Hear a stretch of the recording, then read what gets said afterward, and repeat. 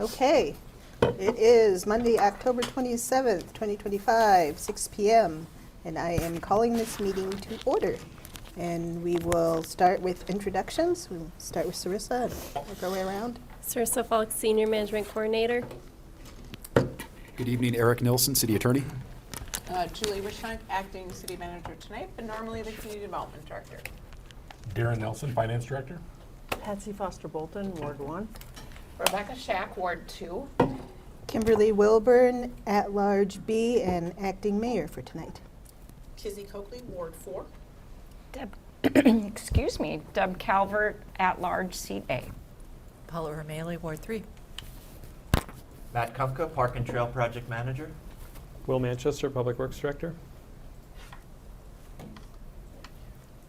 Aaron Vollmer, AE2S. Phil Olson, City Engineer. Susan Thomas, City Planner. Joel Mary, Assistant Finance Director. Ryan Graff, AE2S. David Dunham, AE2S. Dash Younglub. Zach Barkwell. James Zhao. Ethan Barkwell. Oscar Alcazar Aguilu. All right, welcome to our visitors. We will start off with the Minnetonka Asset Management Renewal and Replacement Plan, and I believe Over to Will. it does say that. Will. Okay, no, thanks. You'd find me eventually. So, well, welcome. Thanks for having us tonight. We're here to talk about essentially the public works in the city. We've started on an asset management study. Just kind of look at our infrastructure, and Aaron Vollmer is here from AE2S. He's going to do kind of a presentation on what the study entails, but if we could just advance. So we'd like you to, take a look at, you've probably seen the report already. If you haven't read it, we're going to kind of run through the highlights, and then we'd like your feedback. It's not finalized, it's in draft form, and so it's not a signed report. We'd like to hear what you have after that, and just to kind of recap, and what we're looking for is we've done this study. It's going to give us our priorities and our funding opportunities, and so it's a high-level plan. Aaron's going to run through, and it looks at a couple of different things. It looks at an inventory of our assets, kind of the risk assessment that goes with those, and then financial planning. And so it kind of leads into what Mr. Nelson and his folks are going to talk about after this regarding rates. And so we'll kind of cover this, and then we'll kick it over to them. After, it is a draft plan, and so we're looking for your feedback. After this, we would take any feedback you have and look to finalize the document and come forward again in the future. And this isn't the last you'll hear. I mean, this is a high-level planning document. It helps us kind of just set a framework. Oh boy, because that was a lot to be high level. It is a lot, and it's a lot of infrastructure, a lot of funding, and that's kind of what we'd like to highlight tonight. There's a lot there, and so we just kind of want to run through it. So I'll turn it over to Aaron. Let him introduce himself. He knows a lot about PFAS, so if you have any PFAS questions too, I always, he would be an expert in that category. So I'll turn it over to him. Thanks. Mayor, members of council, my name is Aaron Vollmer. I'm with AE2S. I'm out of our Maple Grove office in the Twin Cities here. So we've worked with the city of Minnetonka and staff for probably the better part of 2 decades. And we did a study similar to this in 2013, and this is really another round of that at we call it a high-level look, but there was a lot of deep investigation into your assets. So we're excited to meet with you today to talk about our asset renewal and replacement plan and asset management. So I guess the big question is, what is asset management? It's a lot of different things to a lot of different people, but really it's making the right decisions at the right time for the right reasons. And we do that through a structured process of developing how we operate, maintain, and dispose of assets to minimize the cost and risk to the city. Our goal is really to stretch out the lifespan of your assets as long as possible. So to do that, we collect a lot of data and we try to project on when those assets will fail. This is a case where that asset failed before we thought it would. And this is really what we're trying to avoid when we talk about asset management. We're trying to avoid critical failures that cost a lot of money to repair because we waited too long. We're trying to get as much out of your infrastructure as possible, but replace it in a time frame that limits the risk to the community. So as Minnetonka has aged, a lot of your assets do fail. We have a few pictures here that show some of those failures. This is a water main that had a pipe failure, a spot that corroded and broke. You might see these from time to time. You might see situations like this where a pressurized main breaks and causes a little bit of damage in the area. To repair those breaks, oftentimes staff will excavate that break and then repair it with a band or a Band-Aid.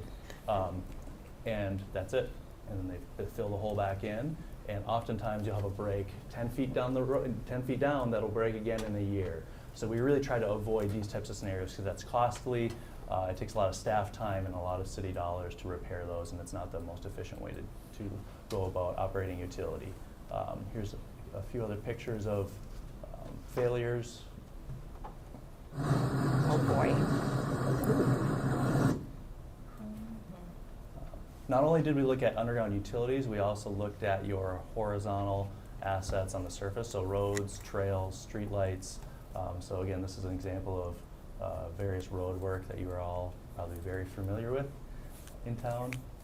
Some additional asphalt replacement work, some trail work that happens from time to time, and also a mill and overlay, which you guys do a great job on maintaining your streets. So that was something else we wanted to look at and find opportunities where we could find projects that not only addressed the failing surface, but also addressed the utilities underground and accomplish those projects in one project to be, again, more efficient. So I mentioned that AE2S had done a similar study in 2013. The city has done quite a few different what I'll call asset management type studies over the last 15 years or so. You accomplished a street, kind of overlay maintenance analysis in 2011. We had the 2013 study for water supply and treatment sustainability, the Main and Wilson lift station study. You looked at your trail network and looked at gaps in that. And then we also did a stormwater lift station assessment in 2017. So we had a lot of good planning documents ahead of this. Really, the things we consider when we are accomplishing asset management study, we look at we basically look at the availability and accuracy of the data you have. So Minnetonka really does a great job collecting data, and that's really important to do a good high-level analysis of your assets. But some challenges, there's varying life cycles between those assets. It's hard to sometimes project the actual condition of those assets versus the expected life. And it's sometimes costly to actually do those analysis, so that's a challenge when we do these studies. Changing regulations and design standards. We project as best as we possibly can when it comes to the life of assets, but as Will mentioned, PFAS is one regulatory consideration that we probably didn't really fully appreciate 10 years ago. There will likely be others in the future that we have to address. So we do our best to project those impacts, but oftentimes Those are changes to this plan in the future that will have to just be nimble and address when they present themselves.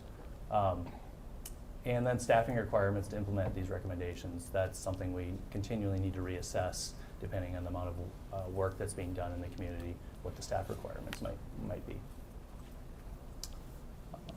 So when we develop this plan, we look at your asset inventory. So for utilities, we look at water, sanitary sewer, storm systems. We looked at your streets, trails, bridges, streetlights, signals and signs, warning sirens, retaining walls and guardrails.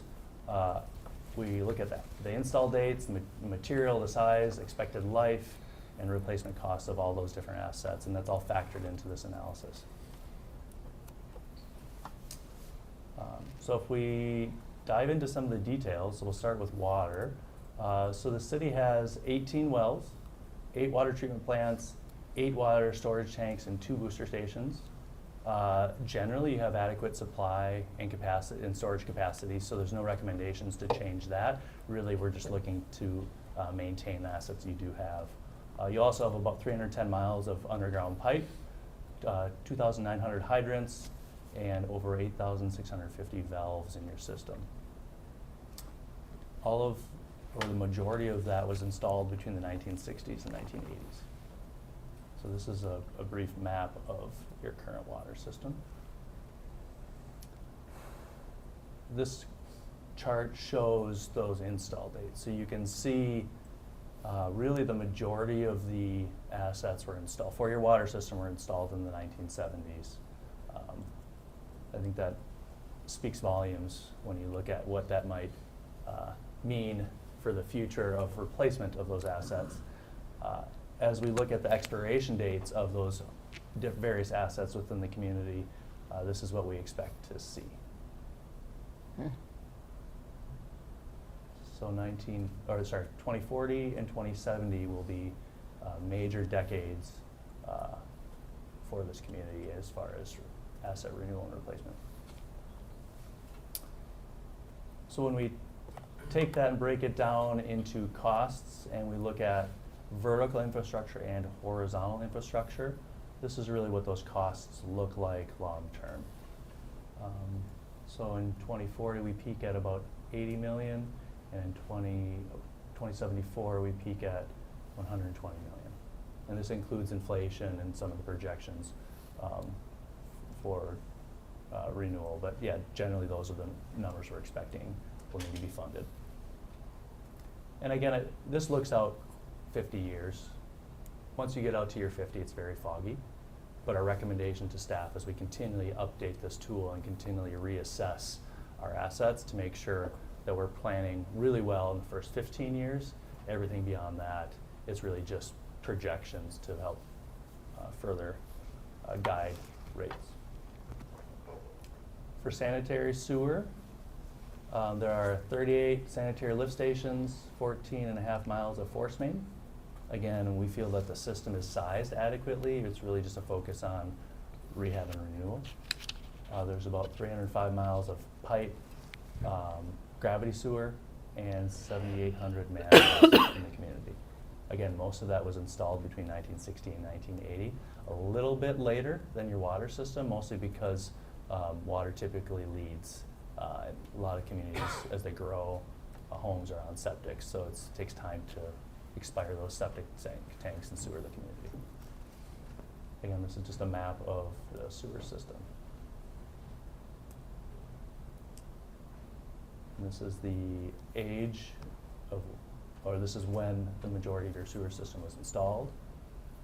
And similar to water, this is our projection on when most of those assets will expire. That was for force mains, or sorry, gravity. This is for force mains. Again, most was installed in the 1970s. Most will expire in 2040 and 2070. And then this is the costs that we would anticipate to see when those expirations happen. For streets, so we also looked at your street system. You have 258 miles of city streets. The city generally overlays at 20 and 40 years and does a full reconstruct at 60-year life. So that was included in our analysis. You have 32 vehicle bridges, 26 trail bridges, and there's generally a 75-year life expectancy for those assets. We also looked at streetlights, traffic signals, and other assets along your road corridors. There's generally a 40-year life expectancy. That's the goal. Oftentimes, they're not replaced at that frequency, but that's the goal, is that we're replacing them at about 40-year life. And traffic signals, there's 5,150 signposts with 8,400 signs at about a 20-year life expectancy for your street system. And this is the expected expiration date for those various assets and the cost. The city also has 100 miles of trail, which is a great asset, but does take money to maintain. So we include that in the renewal plan. There's 39 miles of proposed future trail segments to be installed. And this is the anticipated expiration date of those various assets and associated costs. We looked at storm systems. So we have, the city has 5 storm lift stations with 3,850 feet of force main. We do feel that there are likely upgrades required to your storm system due to design standards changing. A 100-year storm event is no longer really a 100-year storm event. The industry is really starting to recognize that, so there will likely be upgrades required in your storm system. As far as the horizontal assets related to storm, there's about 170 miles of pipe with 11,600 structures and 2,000 outlets. We have about 200 city stormwater ponds and 300 sump catch basins. All of those need to be regularly maintained. Based on our projections, this would be the expiration date of those assets and the associated costs. So I've bored you with all the details. I think the important part is we take all of those and we layer them together to understand if the city needs to maintain all of these different assets, when are they going to expire, and what kind of funding we need to plan generally to support the replacement and renewal of these assets.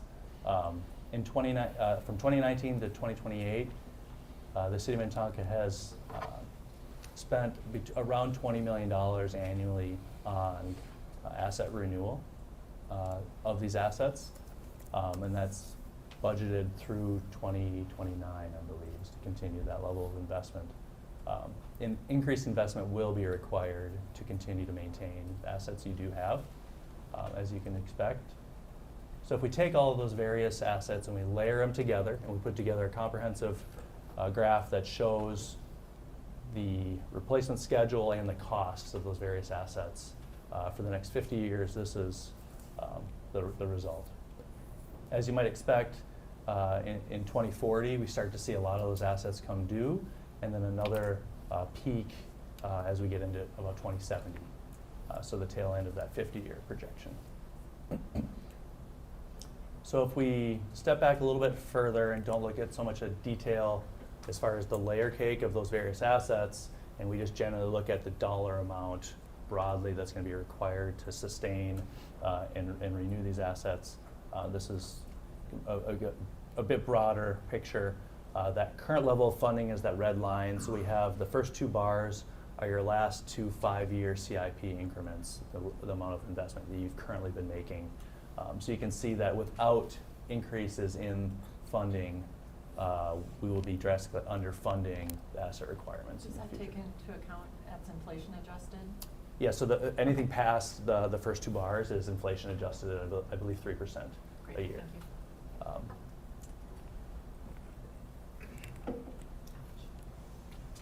So final thoughts. Really, this effort is intended to help not only fine-tune the short-term CIP development, gives us clarity on some of the urgent projects that need to be accomplished in the next, what I'll say, 10 to 15 years, but it also helps develop a long-term understanding of level of investment that we need to make to sustainably maintain the city of Minnetonka. There's about $1.5 billion in horizontal assets that need to be replaced in the next 50 years. And there's about $629 million in vertical assets that need to be replaced. In just the next 15 years, there's just under $70 million in vertical water, sewer, and storm assets that will require replacement, and about $925 million in road and $57 million in sidewalk and trail replacements in the next 50 years. So those are daunting numbers. I understand that those aren't small numbers. They are over time, so I think that's important to consider that this isn't an instantaneous cost, but it's important that we start thinking about how can we get ahead of that ball and start making the right investments and making rate increases so we start to put ourselves in a really good position to cover these costs. Again, this is a planning document for not only short-term decisions but long-term planning, and it sets the foundation for various project prioritization and helps city staff work together to prioritize projects and do projects that have multiple benefits to the community to, again, be more efficient with the dollars we are spending. And with that, happy to take feedback from council. Yeah, so I'll just say thanks to Aaron. We know it's a lot of money. We know it's probably overwhelming, to be honest, but we want to get it in front of you just so you can kind of see what we're looking at. We're going to try to get everything we can out of every asset. This isn't a time clock where we get something and like, oh, replace it. It's not the case at all, but this is our projection on where we're likely going to end up in the range. So turn it back to Dr. Wilburn. Any questions? Or we want to proceed? Yeah, council feedback. I have some questions before I have feedback. So we talked about inflation being built into the projections, but what about population growth and capacity? They built out, most of the underground infrastructure in the 70s, and we're supposed to create so many units of housing, and people are moving out here, and we're talking about density and so forth. So that's my first question. Yeah, Councilmember Calvert. We work with community development very closely on all this, and so a lot of the city is set up on, zoning and everything related to that. So as of right now, and we don't, certainly upgrades in situations would need to be made, but for the most part, Opus is a good example. I mean, it was planned for the future, and for the most part, we're sitting okay on, what's happening there. We're tracking the big areas, but one-off scenarios could certainly come up. But we think as far as capacity goes, we're okay. So thanks. And I have, these are short questions. So with climate change, which you mentioned a little bit having to do with stormwater, but also with the horizontal assets, are we changing the RUL? Like we have different freeze-thaw patterns and, the wet weather, and is that something that you're noticing that there's shorter life in the...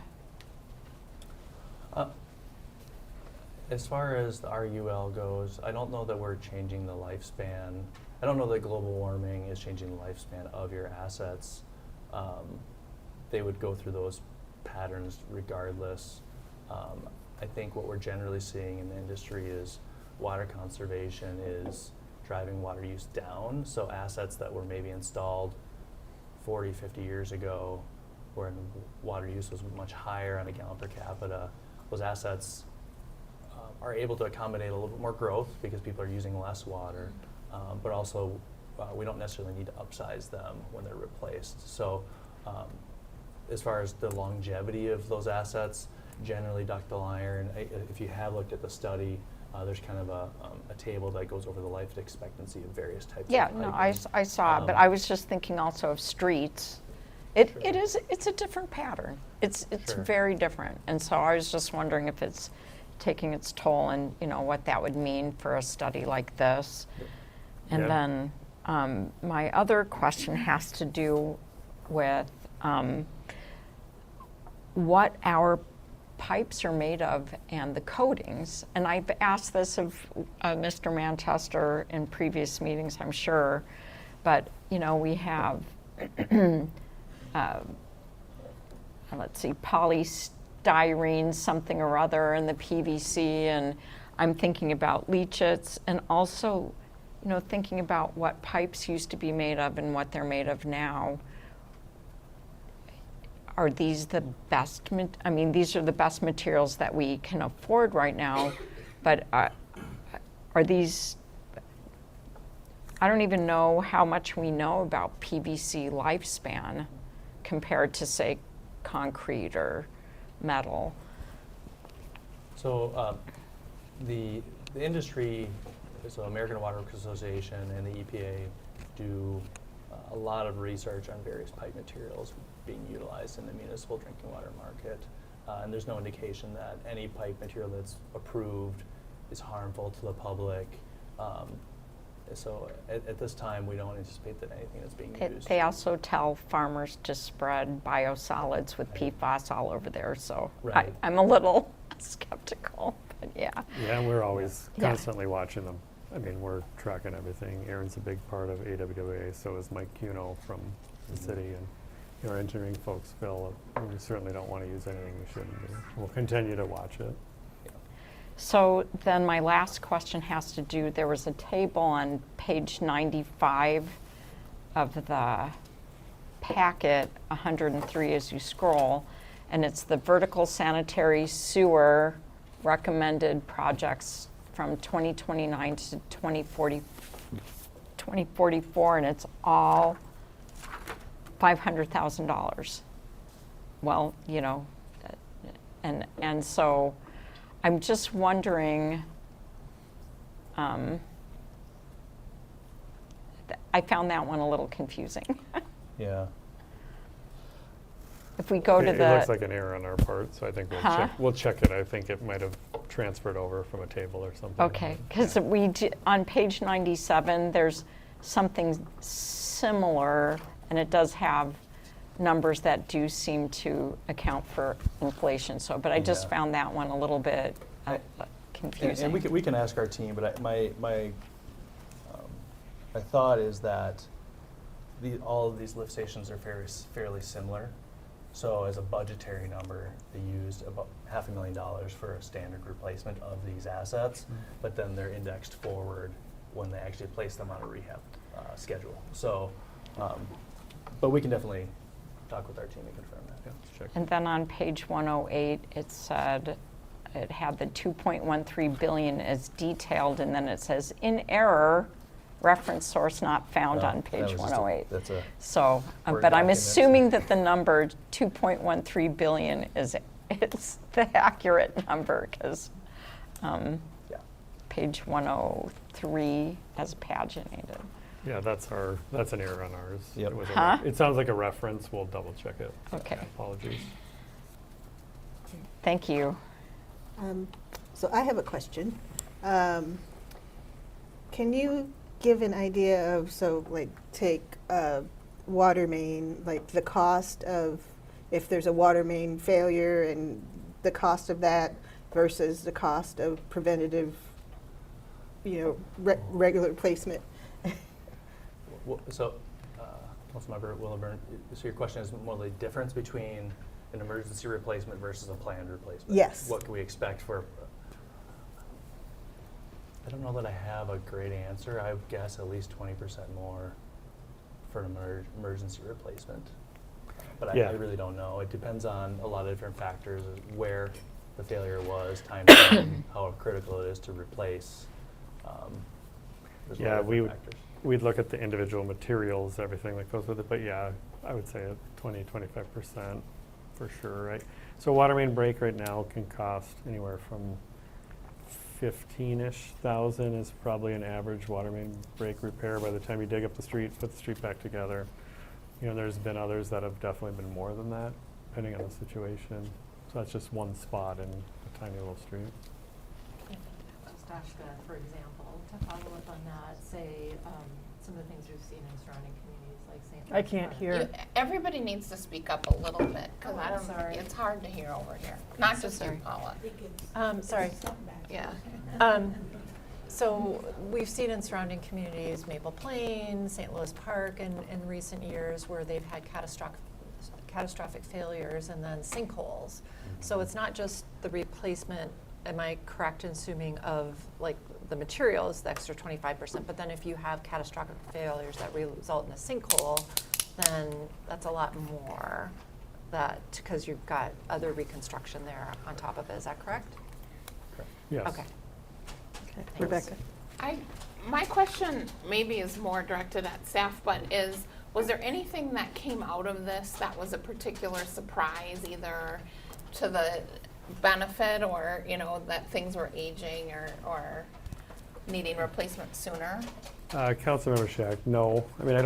I think we expected what came out of it. Certainly the numbers, but that's always surprising. But, the peaks are the big things we're looking for, clearly. So 2040, 2070.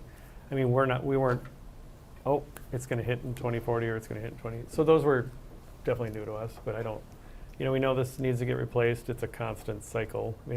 As soon as we replace something, the time clock starts and it's going to eventually come up again, but just, the scale of it.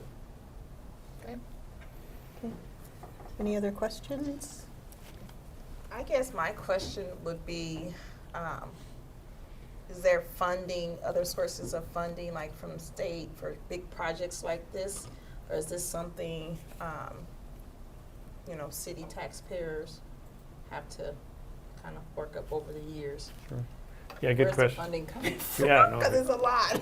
Good question. Darren's probably sweating over there, but It's a great segue. The heart's not. there's always, we're going to constantly pursue grants. Like Mr. Olson's here, Hopkins Crossroads is a great example. We pursued federal and state money on other projects. We'll continue to do that, but there's certainly a lot for the city here. And I guess my next question, you probably don't have the answer to this, but if you think about over the next 25 to 50 years, and we're talking about these huge numbers, what is it going to cost the taxpayer per year? If you think about how much taxes are the taxpayer going to need to increase to be able to help pay some of this? It's our next thing, isn't it? That's exactly. Yeah. That's part of So it. the next, when Darren jumps in, we can kind of talk about that a little further, probably. Okay. And he can throw it back to us. Could you, though, Yeah. just So- simply, could you explain a little bit about how infrastructure is paid for versus general fund expenditures, maybe, quickly? With tax dollars? Yeah. Yes. Yeah. That's the answer. Yes, it Thank is. you. Well, obviously, it depends on your type of infrastructure. Here in the city, or a lot of our street improvements historically, we've always paid for that with property taxes. We do get some municipal state aid dollars as well, too, that we utilize for those infrastructure projects as well, too. So it's a little bit of a mix there. Our enterprises, our water, sewer, stormwater have always been user-based fees on that end of it. So we have bonded on the water and sewer side of things. We haven't necessarily bonded on the street side of things, but knowing where that peak is, I assume all financing options will be on the table at that point in time. And that, is it right for the current users to pay for all of that infrastructure in 2040? Probably not. It probably makes sense for future users to pay for some of that as well, too. So, so it's going to be obviously a combination of that, but property taxes and user fees are all going to be part of it. And I don't think Minnetonka is immune to it. I think every suburb in the metro in the state is going to be experiencing the same thing on that end of it. We're probably ahead of the game, I think, on this and preparing for this and looking that far into the future on this, whereas others, I think, depends on what stage of growth you are in as well, too. So we're second ring suburb on that end of it. We'll be seeing some more of that redevelopment sooner rather than later and whatnot, but it's got to be planning for it now and start saving for it and use our savings and use some borrowings at those points in times, and hopefully technology changes as well, too. So hopefully there's some improvements in technology with sewer lines that we've seen over the last 15 years on that end of it have extended lives of sewer projects or sewer piping on that end of it. So a little bit of a wait and see, but obviously we got to plan for it on this end of it and start planning now. So. Okay. So council, what feedback do we have in regards to the study and projected funding needs? Go. Thank you. I think that these are absolute non-negotiables, right? I mean, they're just fundamental to the operations of the city. And it's very, I think doing this and having this projection out 50 years is very responsible, and I'm appreciative of it. And we have, you know, we're fortunate in some ways that we're not on the front end of some of the biggest, but we have a responsibility, I think, to future councils to make sure that we're not leaving a mess and a problem for them. So it's threading a needle, and I think these analysis and studies are really critical to making sure that we're responsible stewards of the community. So thank you so much. And obviously, we know from smaller capital items that we make the most of what we have, and just because it's up for replacement, if it's still in good condition, then we're able to extend the life, and I trust that that's the same situation here. So thank you very much for the staff and the consultant for the hard work on this. Go ahead. Well, this was really a humbling document to read. I mean, I have such tremendous respect for our city staff, but this really, Will, you got your hands full. So it was very humbling, and I agree with everything that Rebecca just said, that this is tremendously useful. It will help us plan. We have a responsibility to make sure that we are planning, and this is a huge step in us being able to create the conditions that we want into the future. I will say that at the doors, for instance, water and sewer utility bills came up at the doors this weekend because, and I know that we're going to address it in another agenda item, because they just go up, and they said it's not so much our rates, it's all of the extra fees. So I think all the things that we're planning on doing around transparency is going to be helpful. That said, I don't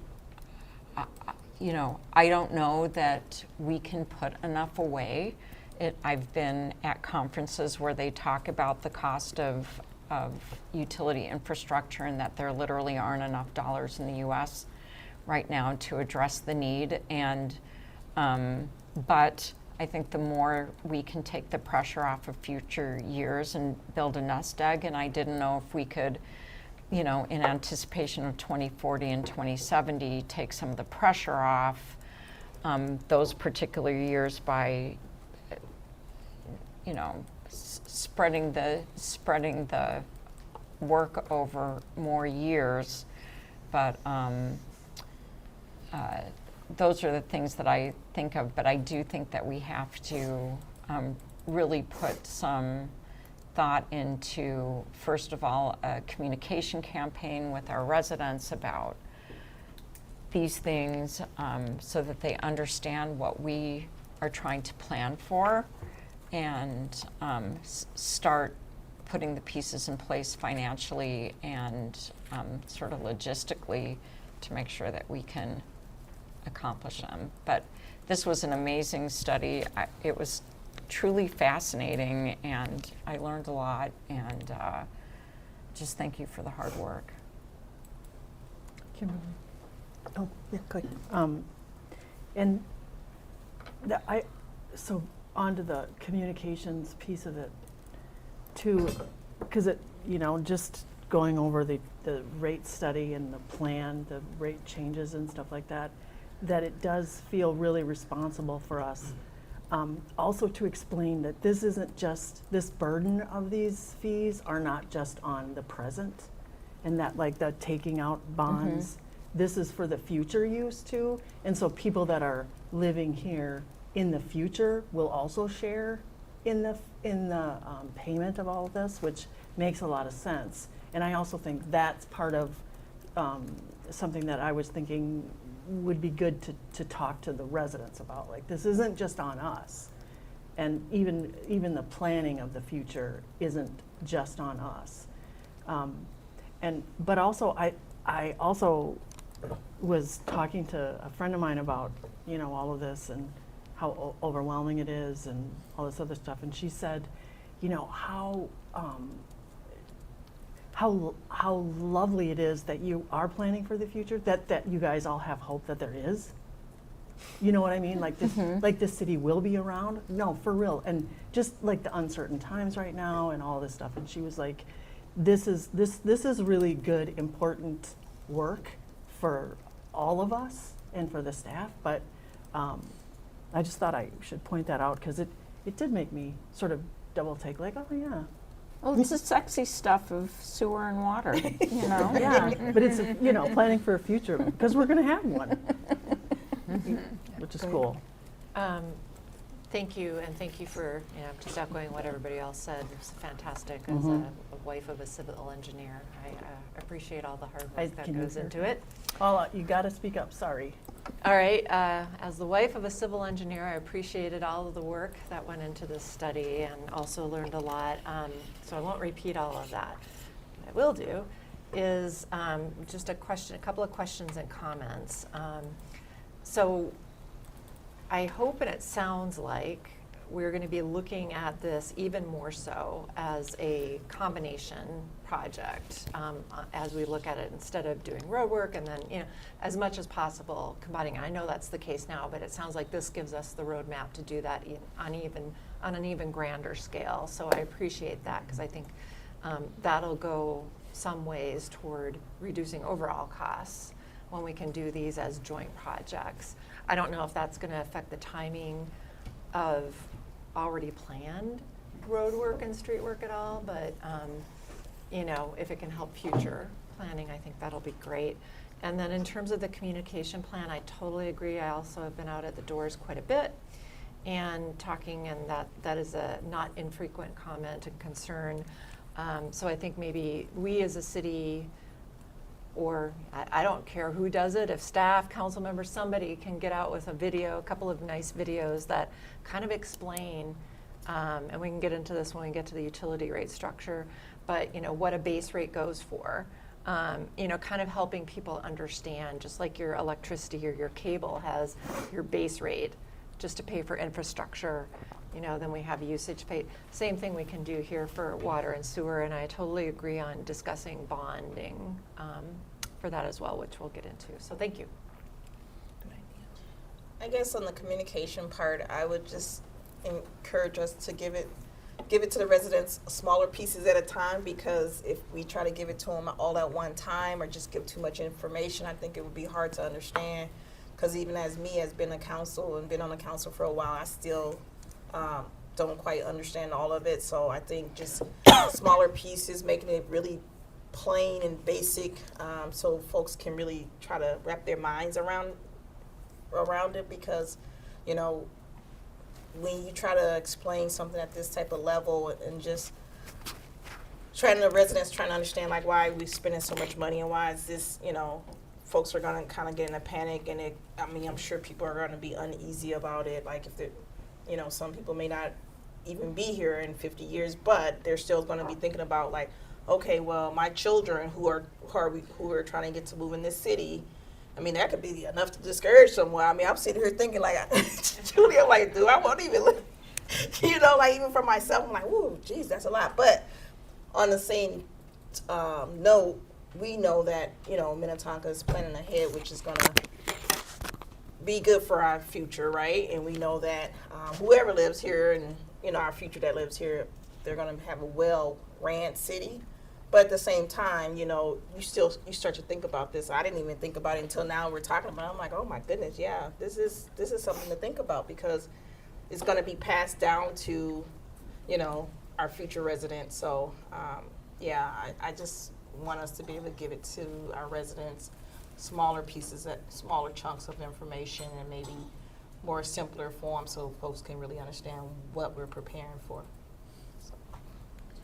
And I will just quickly echo my fellow council members and appreciating having this study done and the usefulness of it, and the looking ahead and preparing, and you know, whatever we can do when we're planning, if there's ways to take the pressure off those big years. So I don't, investing, looking at all the different funding sources, all the things that we're doing. But like if there's any creative things, things we haven't thought of necessarily, but like just so that, you don't get to 2045 and have to spend $300,000. 300 million. Or 300 million, yeah. Sorry, yeah, 300,000 would be okay.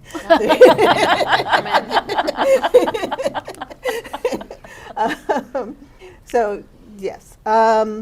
So if nobody has anything else, we can move on to Darren and the utility rate study. Perfect. Give us a second here to get the other presentation up and. Thank you.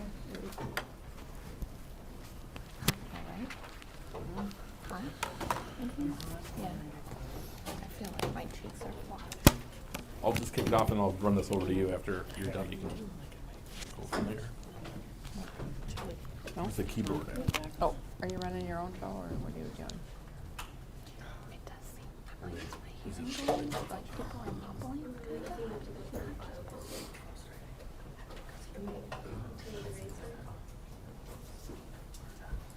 Perfect. Here, I'll take this and I'll give this to Ryan. I'll give you this and I'll just use the keyboard.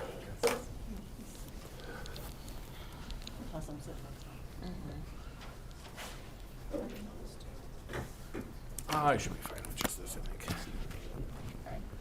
All right. Yep. All right. We're ready to go. Good evening. Yeah, absolutely. So this is kind of just this is Act 2 here of this evening's play of asset management and utility rates. And so when Will talked a little bit about, well, first I'll get into just kind of our discussion questions here, kind of go over the formality stuff first so you guys are aware of what we want to look at a little bit tonight. But so our first discussion questions for tonight are, does council support the proposed changes to the water and sewer rate structure? And then the second one is, does council support the rate changes for 2026? And then lastly, looking for your feedback on our utility fees and possibility of stormwater bonding in the future on that end of it. So this isn't the last time you'll get a look at the rates as well too. We'll bring this back in November when we usually do the budget study session there. We look at all of our enterprise rates, so we'll look at recycling at that point in time. We'll come back with any feedback that we get from tonight with the utility rates here at that point in time and kind of bring those forward at that point, and then obviously have to approve those at council with a public hearing at some point in time to probably that first meeting in December as well with the budget like we typically do in the past. And obviously this still relates to the infrastructure and asset management in regards to relating to our strategic plan. Obviously we need those financial resources to maintain that high quality infrastructure. And then, is there any financial consideration? I think the answer is yes to that one. I didn't. I don't think we need to go any further on that. But yes, there is financial consideration to all of this on that end of it. So, so a little bit of background on where we're at.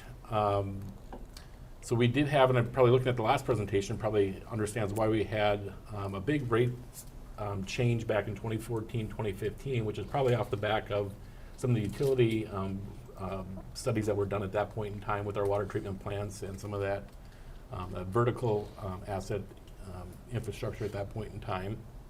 Council at that point took a pretty aggressive approach and said, okay, we're going to increase rates. I think that was in 2015, 2016, at a little bit higher percentages, and then just to kind of get ahead of this and making sure that we're investing into our water treatment plants, into our water towers, those types of assets.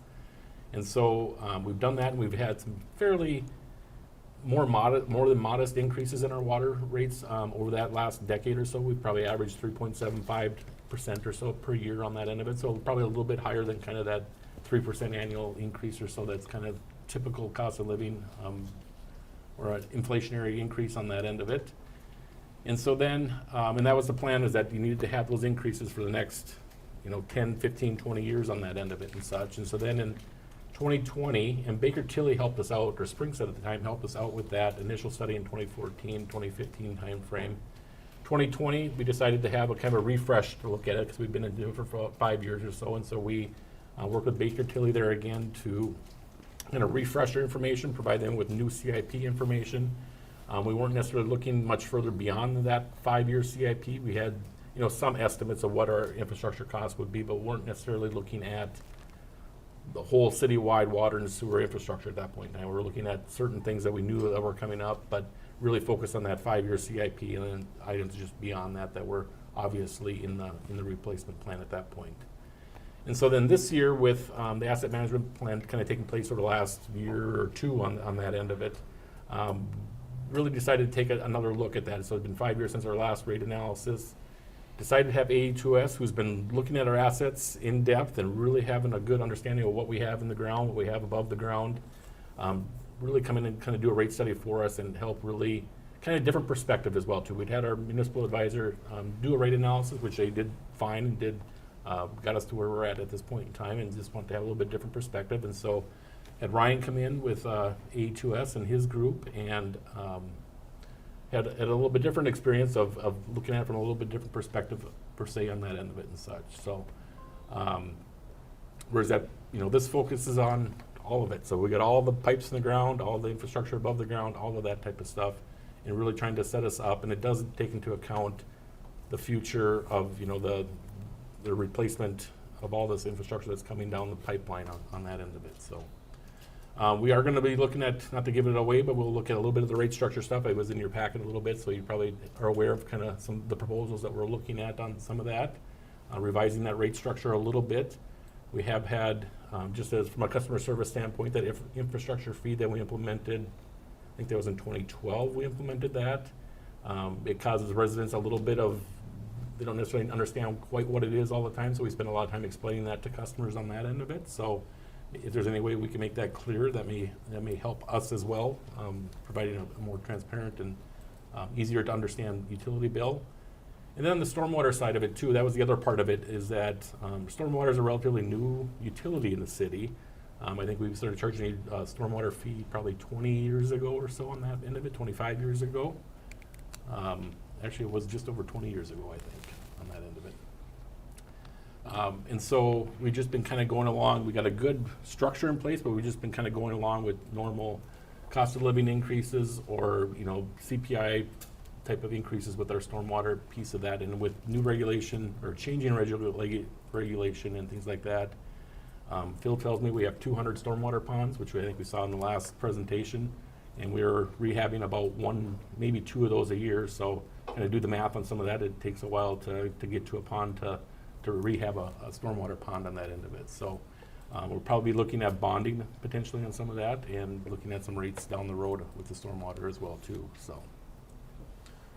So with that, I think I'll kick it over to Ryan, and he'll go through his presentation on the rates for both water, sewer, and stormwater, and then we'll kind of kick it back and inquire about questions and kind of go from there. So kick it over to you, Ryan. Thank you very much, Darren. Madam Mayor, members of council, it's a pleasure to be here tonight to be able to kind of explain, I think, the other half of the story, right? The first half is what do you have to look at across the horizon as far as infrastructure investments. And then from our perspective, I'm with AE2S Nexus. It's our financial group within AE2S, and we do focus on providing rate studies and financial management for communities across the area. So when we came to work with Darren and the city, you know, there were really, I think, 2 main goals that we had articulated at the time as far as kind of the leading factors in the study, right? Being able to support the long-term fiscal health of the utility, but we're doing that by looking at how we integrate the renewal and replacement plan that was done. You know, those costs that do need to be funded through some mechanism, right? But at the same time, we wanted to also look at the rate structure to make sure that the structure itself was communicating, you talked about communication tonight, but communicating with residents the best way that you wanted to, the kind of key messages that as a utility help kind of support that long-term fiscal health, right? And so one thing I do like to say when it comes to that is usually you don't have residents calling too often, going to your website too much to look at what the rate structure might be or what your priorities are, but they do end up paying the bill every month or every quarter, I guess, in this instance, right? And so That's one of really the key tools that you have to kind of communicate priorities, even if it is just through the dollars and cents at the end of the day. Overall, just kind of as we looked at the project, what we ended up doing is we did start by reviewing the rate structures, and we do have some recommendations in here regarding those. We did create utility models, financial models for your finance department. That'll be something that they're able to kind of take and maintain moving forward, so that coming from this study, they have a tool they can use every year to kind of check how we've been doing, are we still on track, what do we need to do to make sure that we either maintain where we are, or again kind of improve without necessarily coming back to us every year to help you with that. And then at the end, we have the recommendation of those revised rates that we do have for community. So when we thought about the rate structure, we did a pretty deep dive into how water was used throughout the various utility accounts, how they were billed between your residential, your irrigation, and your commercial accounts. We looked at quarterly usage bills, how much were they on a typical basis, and then kind of came, I think, to 3 near-term recommendations that we did integrate into what we are recommending tonight. Simplifying the tiers, going from that 4-tier to the 3-tier. Looking at having a water base fee, or that infrastructure fee for both the water and the sewer, so that residents are better able to tell, especially with the infrastructure costs you saw earlier, how am I funding those pieces of the system that I utilize on a daily basis. And then looked at the irrigation rate as well, on how can we structure that as far as tier sizing goes to make sure that it is representative of what's happening, but then also adequate as far as revenue as well. Again, it's improving communications there, because again, I like to think of how your rates are structured as one of the key tools that residents see on that quarterly basis, but then also encouraging responsible water use, because it is a resource that, as time goes on, is scarce, right? And so while we have seen reduction in kind of average water use among typical residents, or overall across actually the nation as you have more efficient fixtures, it is something that the rates are key in kind of helping to show the actual value of what you're getting when you turn on the tap.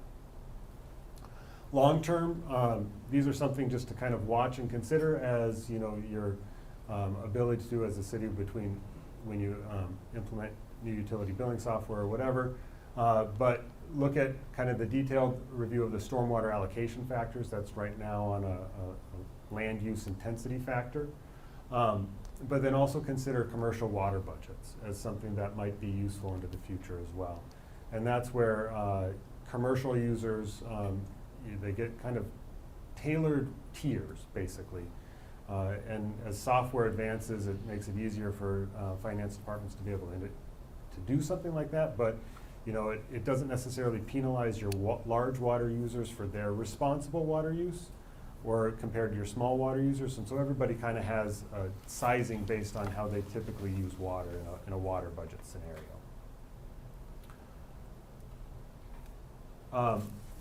And my angle makes it a little hard for me to read this, but again, I think these are the actual recommendations that we are making here. Where on the residential tiers, going from that 3 to 4 tiers, and then also adjusting the volume in those tiers itself. That's based on how we've seen water use really among, among the residential users when we did go and look at the account basis. On that base fee, again, it's splitting that infrastructure fee between water and sewer, just to better recognize how you do have infrastructure in both, as opposed to just having, I think it's currently labeled just as that sewer infrastructure fee, or just the base infrastructure fee. And then on the irrigation rates, again, it's really kind of tightening those volumes up a little bit, just to, one, we are again reflecting how people are currently using water, but then also because it does provide that kind of indicator about the scarcity of water resources globally, right? This kind of a snapshot on what the financial model that we're delivering to the city as part of the project is. But really what it looks to project long-term how you have rates set for your community. We aren't recommending rates based on the long-term today. As far as I think Aaron had mentioned, we do on the R&R plan, that's looking out 50 years. But once you get past a certain point, it's hard to really say for sure what with I think precision maybe is what those rate needs are going to be. And so we look at a 5-year really at a time to help set those rates and those needs there, and then recommend that you do go back on that annual basis as you have been doing to really make sure that they are still supporting your financial needs. The model also integrates that capital that we have integrated the R&R piece to the long-term planning, and that's why we do look out just to be able to provide that tool to kind of cross between the two studies. And then it also can allow the city to come in and change rates as they need and as the demand shifts over the years as well. And so I think too the information that comes from it we find useful when working from a financial planning perspective as the city. A lot of times when you do go out to bond, right, you can show that the rating agencies that you have a long-term plan to be able to fund these needs, and that can help you get better rates, for example, or show that just the coverage for your bonds or everything's met in a kind of a succinct package that helps kind of improve the communications for the city. Getting into the nuts and bolts of, I think, the model itself, really at the core of it is you guys have a service that you're charging for, right? That is the number of users, is your customer base, right? And the amount of water they use is really the metric that you have to be able to kind of sell to those customers, right? And so here's just a snapshot of your overall user base of about 16,000 residential accounts, and then about 1,000 other commercial accounts, and then irrigation is also about 500 irrigation accounts. And so by far, I don't think this comes as a shock, you're really a residential community from that perspective, with the bulk of your users being in that user group there. On the stormwater side, because of your rate structure, we do break it down in a little bit more, and that's again kind of on how the intensity of the development goes. And that's how, so you have about, those almost 16,000 residential accounts. But then the institutional, that's where you break out some more of the, like schools, places like that might have larger green spaces, all the way down to the actual open space and golf courses where the actual amount of buildings that are on there and that have runoff that doesn't get absorbed right into the ground. And that's why you have all those different user groups between there. With that, we incorporate the budgets into the model. We are here showing your actual and your budgeted. And then from there, since it is a long-term model, we escalate these budgets based on different inflationary factors depending on the line item to try to provide the most accurate look into the future as we can.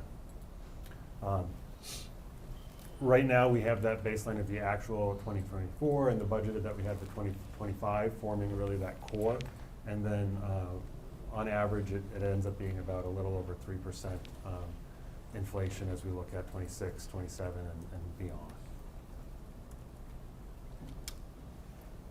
beyond. This one I wanted to spend a little bit of more time on, but really because that R&R study is, I think, providing a lot of great information. But it's not all necessarily new information, right? Your Public Works Department has been working over the last 10 years, as Aaron had said, putting together different studies, different looks at the needs across the community. And so you have been able to plan for a lot of those needs that were identified in the study. And so the approach we took to integrating it into your rate base, into what you need from your utility rates, was we looked at what you're doing today.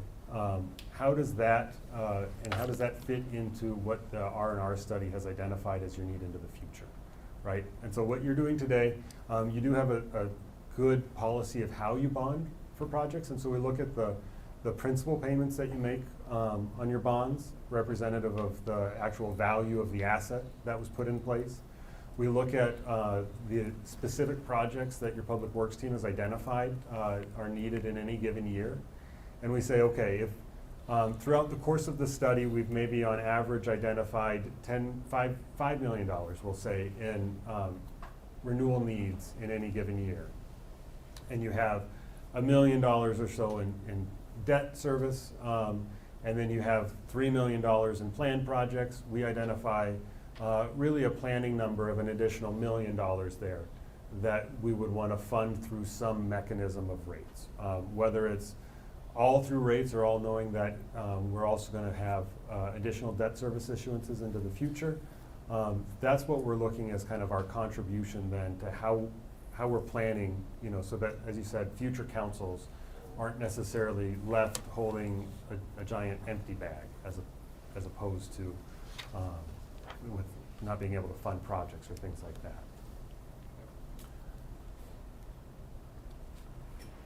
that.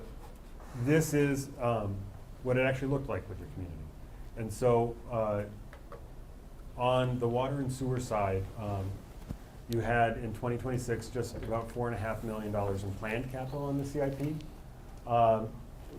When we then added debt to that, we identified on the water side about $1.3 million in a projected or recommended contribution to reserve. I think real quick, just so you do know, the major timeline as a caveat of the R&R plan really starts kind of in that 29 and beyond. We are looking at how we can overlay some of those in a little bit sooner fashion, right? So you can use your discretion as council to kind of ramp up and do it. We built that into the rate itself. So we aren't recommending that you fully fund the entire contribution today, knowing again that there are plans for debt into the future that can kind of offset some of that, and that really the key to the plans kind of takes off in the next major update to the CIP.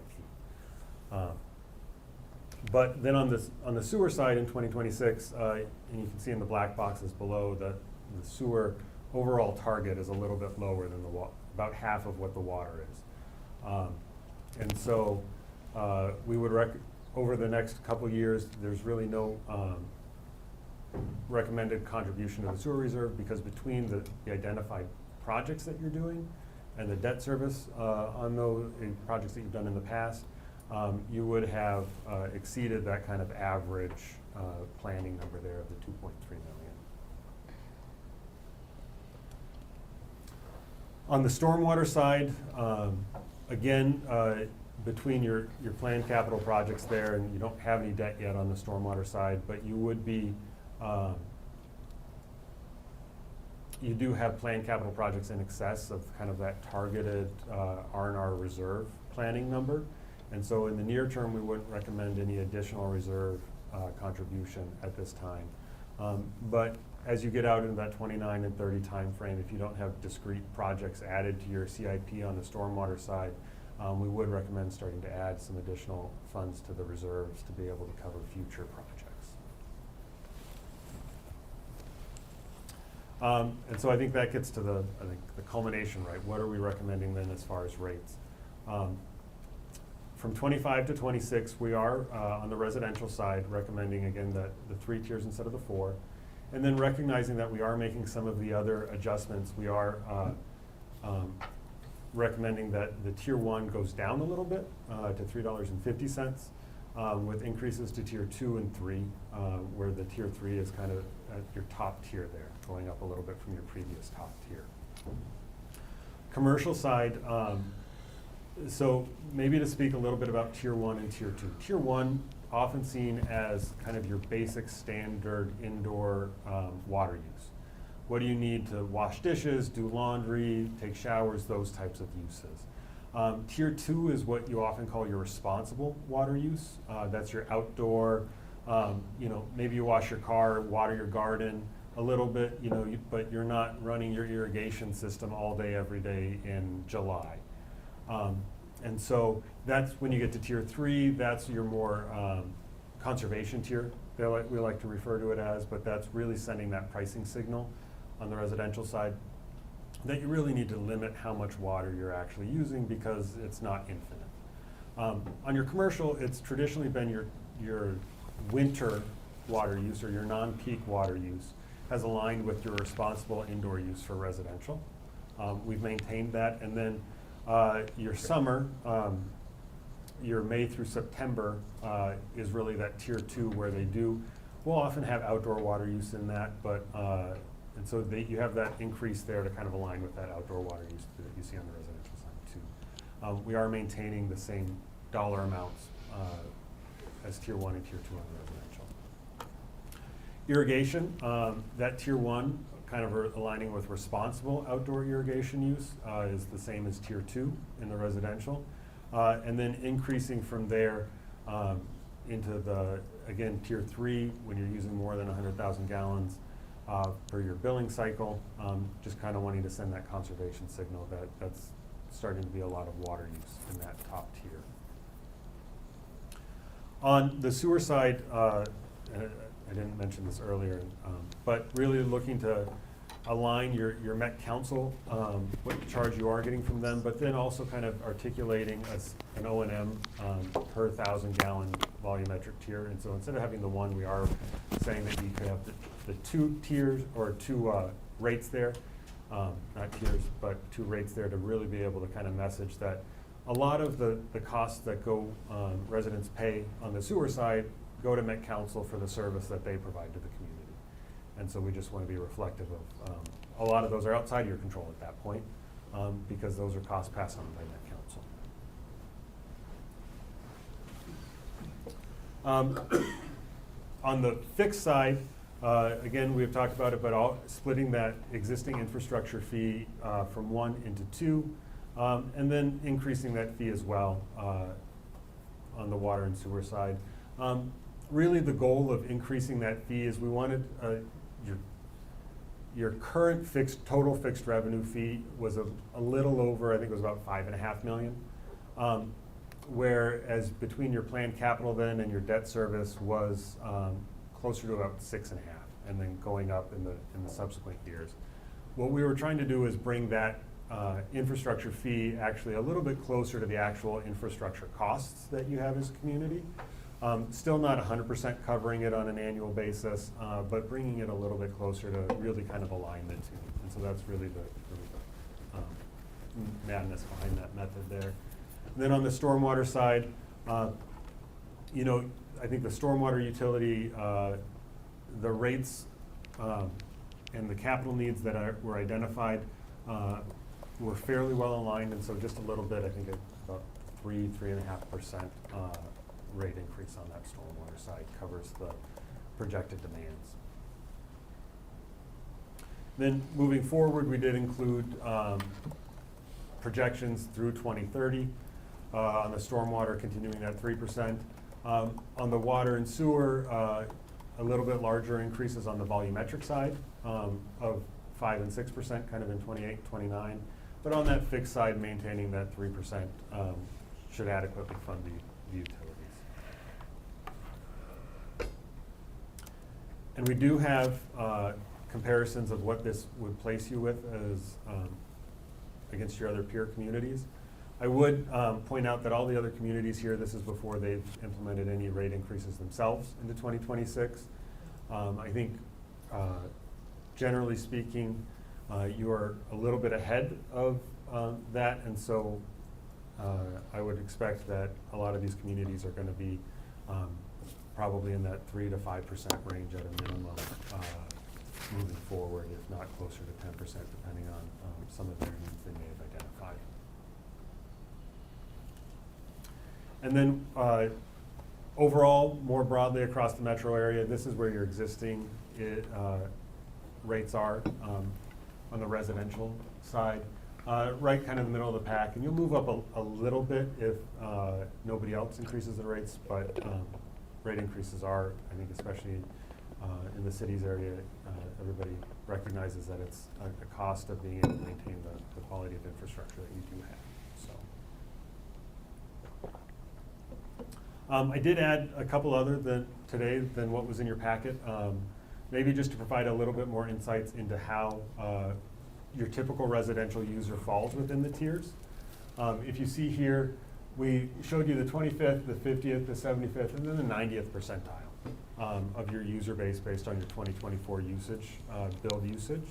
And so when we set that 15, we really set it to kind of align with your average user, the average bill that you had. And then really at that 90th percentile there, you have a very small number of users using quite a few gallons, and so that's really aligns with kind of that new cutoff on tier 3. And so that, again, is a little bit of the peek at the data that goes with what that means.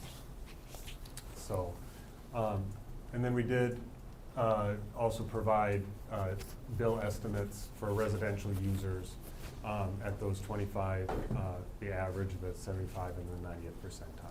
So, with that, I hope I wasn't too long-winded, but would take any questions that you did have. So. Go ahead. Go ahead. Okay, couple questions. And the first one is, when we look at kind of the comparison to other communities, does that generally tie to where communities are? I mean, it looks like I'm sorry. cities that were developed earlier on this list seem to be in the higher. I mean, is that because of the R&R piece, or do we not really know? I could guess, but it may not be right, so I'm not going to.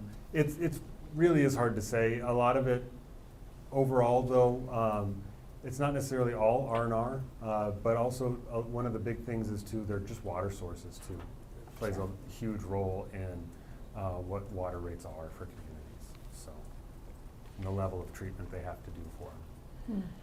And then this may be more of a staff question, but when I think about this, trying to draw a comparison, we've done a lot of this kind of building up the funds when we look at our street improvement plan. Is this kind of now allowing us in this utility from that perspective to develop in the same way by saving up for big projects, doing a big project, and then saving up again? Is that our philosophy? Yeah, Councilmember Shack, it is, yeah. I mean, working with what they're doing in the R&R study, I mean, that's kind of the goal, to make sure we're set up to do the projects we need to. Great, thank you. Go ahead. So in an earlier slide, I think it was the fixed rate structure suggestions, you had made a comment that these rates don't actually cover the cost, cost entirely. And so, you know, sort of dovetailing on what Rebecca just was asking about, I'm just wondering if then this is adequate. Councilmember Cal, if I may, just to be clear, the rates we're recommending adequately cover the entire utilities costs, right? But from a fixed rate perspective to some of your fixed identified infrastructure costs. Right. Okay. But that's my question.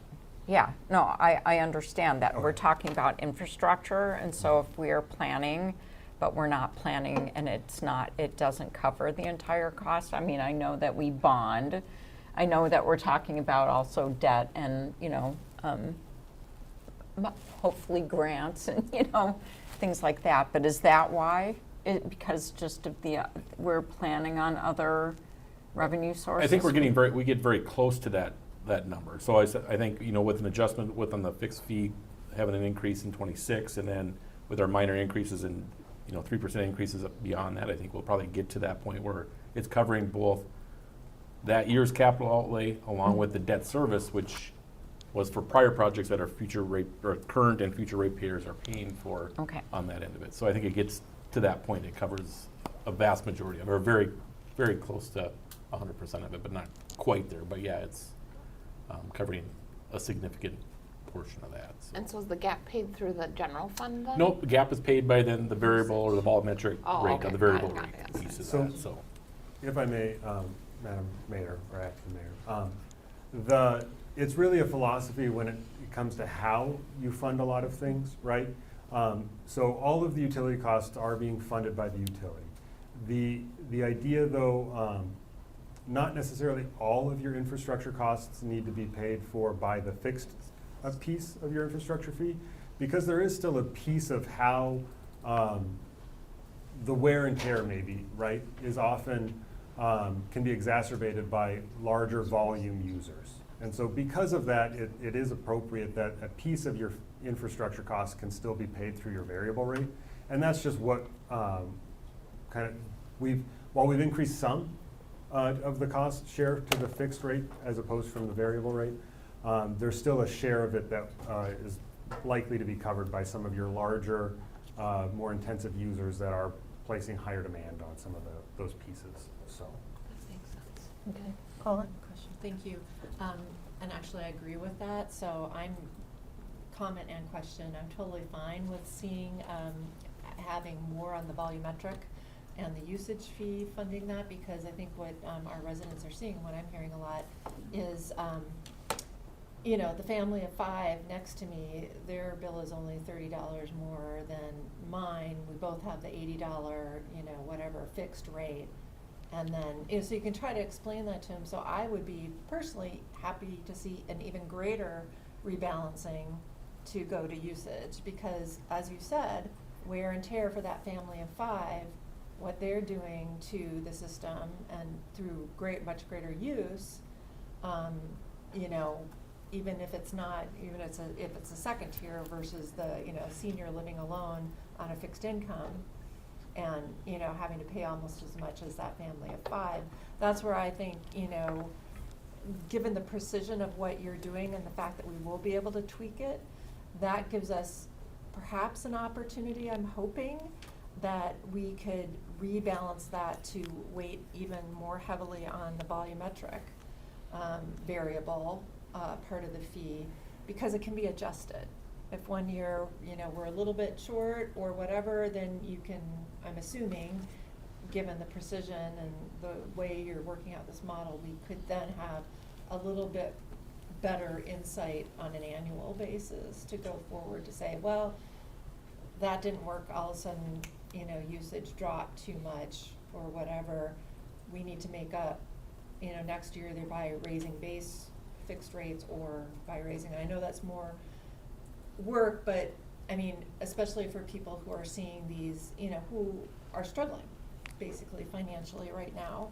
And kind of like I said, seeing what their neighbors are doing. Hopefully my question is that fine tuning on a more frequent basis more possible within this model system going forward?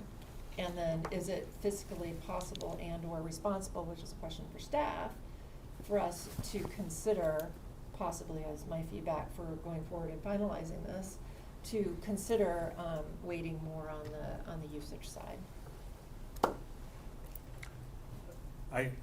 Thank you, Council Member Rameley. Close enough. I guess from my professional perspective, I wouldn't recommend that you go lower on your fixed fee. Right now, you're kind of at the lower end of what we do recommend already, even with the increase that we are recommending here in the rate study.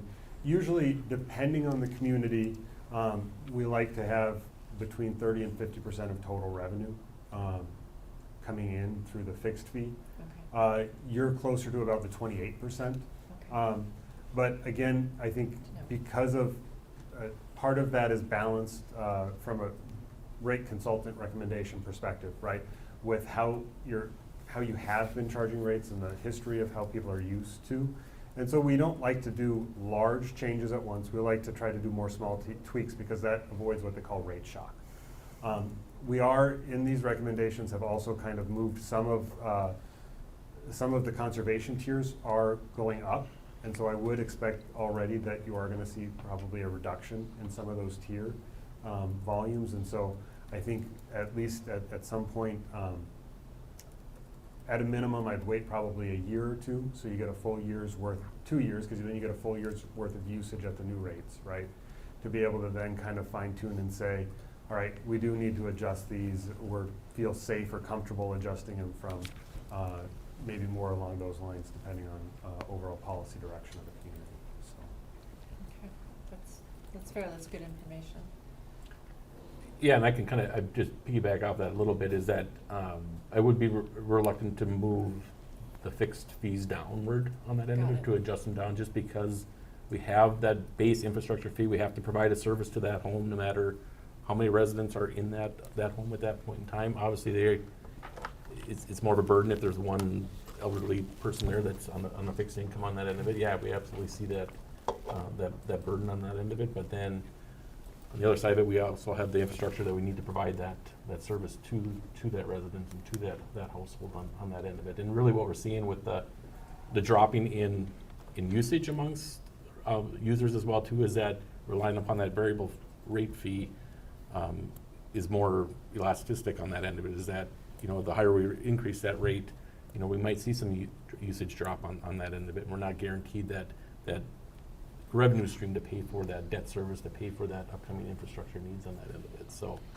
I'm hoping that, splitting out this fixed fee, even though it's going to be, if you add them together, they're going to be higher than the current infrastructure fee. But hoping with the communication piece of that, maybe clarifying the bill a little bit on that, they can see where these dollars are going and help with understanding the need the city is experiencing with that. So I have a somewhat related question to that, having to do with the Met Council. And Mayor Wiersum has talked about how, like, the way it works with the Met Council, that you get to a point where we can see decreased usage but not decreased fees because there's some fixed cost.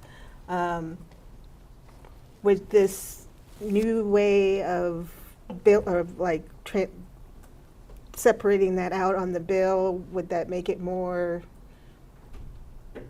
understandable, I guess, to the users as to like where that money's going and what it's doing? yeah, and I can probably answer that one, Councilmember Wilburn.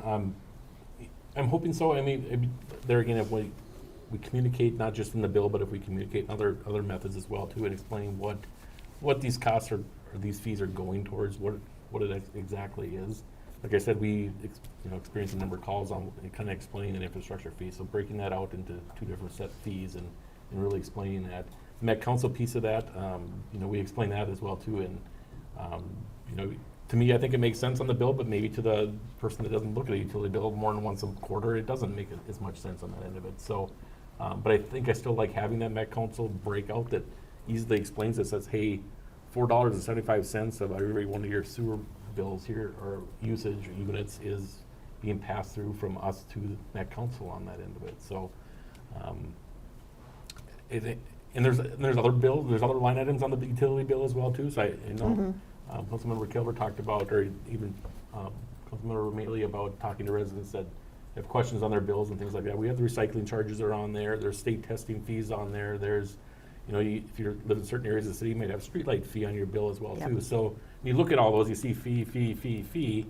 Well, they're all for different services, and so maybe we got to do a better job of communicating. Like, hey, it's just not the water and sewer, your water and sewer on the utility bill. There's 4 or 5 other things that are on there as well too that are being passed through, and they all kind of add up on that end of it. So completely understandable.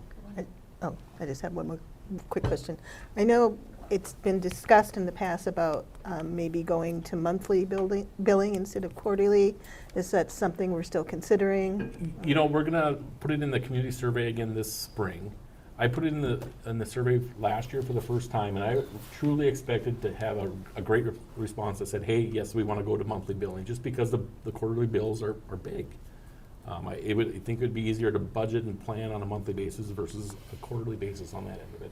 And that community survey came back that 68% said they preferred the quarterly bill on that end of it. So almost 2 to 1 on that end of it. So I want to take one more year to kind of study that and see where we're at.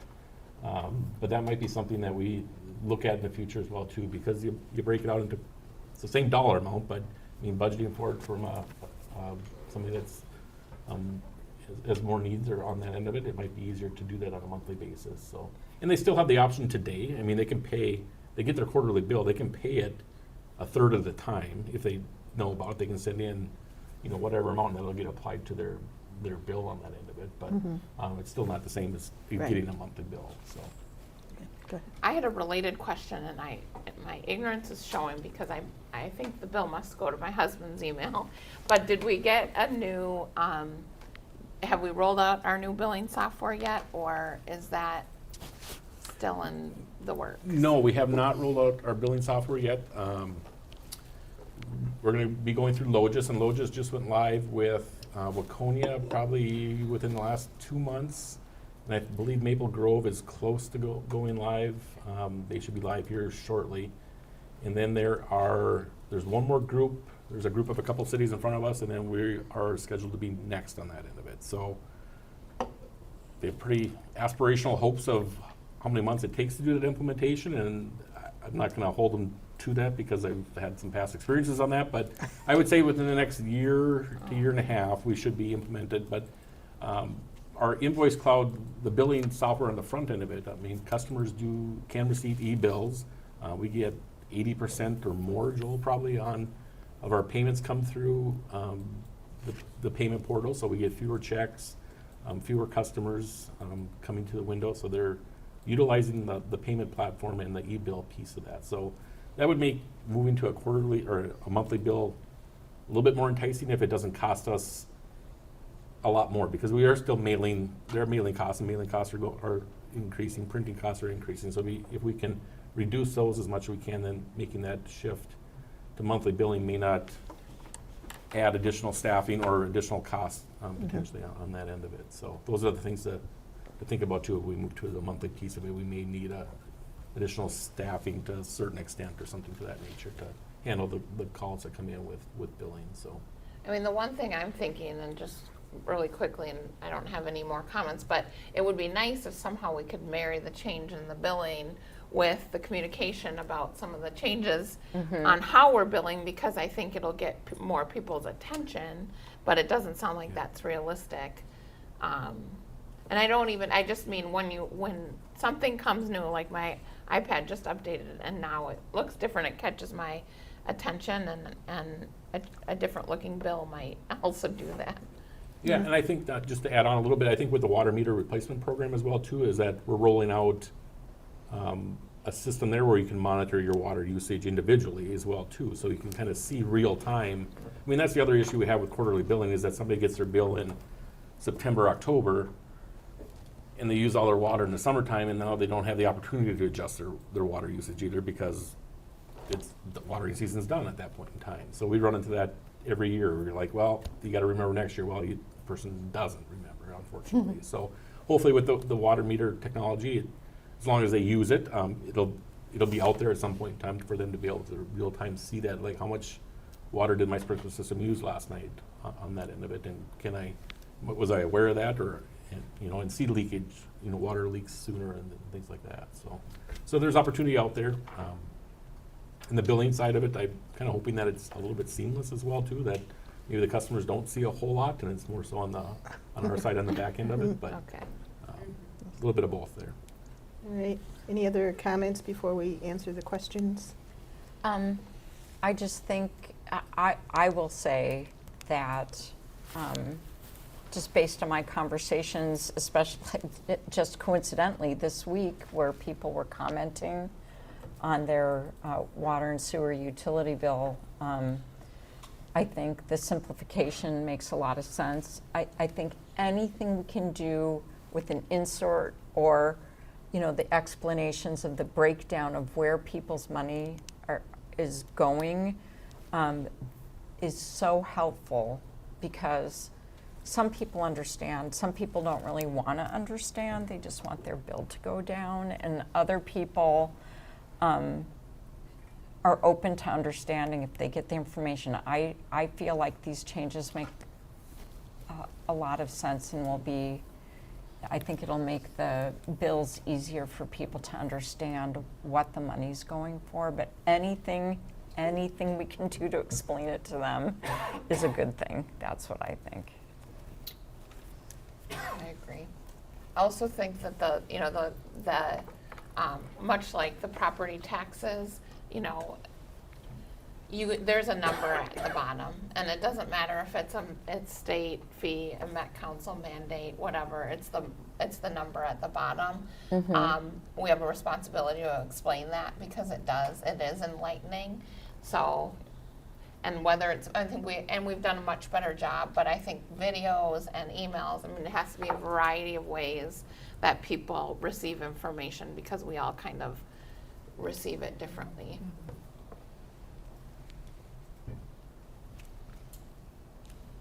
Okay. So, do we, getting that, the council's, council's. I'm sorry. I think, obviously it makes total sense, and to make the changes, I do wish there was some way we could weight it more heavily towards usage, but I understand why, so thank you for that explanation. And communicating through a variety of platforms and methods, video, clicking a link to say, oh, this is what this is for, your Met Council pastor, so on and so forth. That's good, and I would definitely be in favor of potential bonds for future stormwater infrastructure projects and of course, for the current things, because trying to spread that out for future users, these big projects that are, as Patsy said, going to be used by future users instead of doing a pay-go, kind of the pay-use model. I think makes a lot of sense. So starting to think about those things would be something that I would be in favor of. Okay. Yeah, I would just kind of agree with everybody. Same. Yeah, I really don't have anything much to add, but I mean, of course I support it because it goes with everything else, the first discussion that we just had, that, we don't change rates and the prices, and how do we support structure and all the other things that we have to do. So, I mean, you have no choice but to do this. So, I mean, we already talked about just the communication piece, but I mean, there's no way of getting around it. I wish it was, but as a person who had a pipe break in the house and had to go twice to get it fixed, I know what that's like, and I know that experience, and so I don't want our city to have to deal with that on a large scale. So, and it's not cheap at all. Yeah, I'll second that. We had Metro Waste, the big backup that happened about, over 20, 25 years ago. We had sanitary sewage in the bottom of our house, about halfway up our lower level walls, and it was a huge mess. So I am grateful for the increased investment that the city has done since then to prevent future things like that, because that was a horrible experience to have happen. You have to clean up from. So, staff, have we adequately answered the discussion questions? Yeah, absolutely. You did a great job. Thank you so much. And I'd like to thank Ryan and David and the rest of you guys' staff for your help on this study. You guys have been great to work with, and appreciate all the insight and information we'll have moving forward. So thank you very much. And so just a little bit, just one quick last comment to the council on that end of it. So we'll be bringing this back in November with some rate expectations at that point in time. Since there are potential rate changes, structure changes taking place, we are working with our vendors, so our print bill vendor and Logis, to implement potential changes. And so depending on how fast they can turn those around, we may have a delay in this. So it may not be a January 1st, or we bill the end of the month, so the end of January was when the new bills would go into place. But if there is a delay, we'll make sure to communicate that on that end of it and such like that. So if we do that, it might be a quarter delay just to make sure we stay on the same billing cycle as we are and such like that. But I'll communicate that with the council as we move forward and such like that. So. Okay. I'm going to recommend a 5-minute break because that was a lot. I need It to was. just clear my head a little bit. So Change gears. yeah.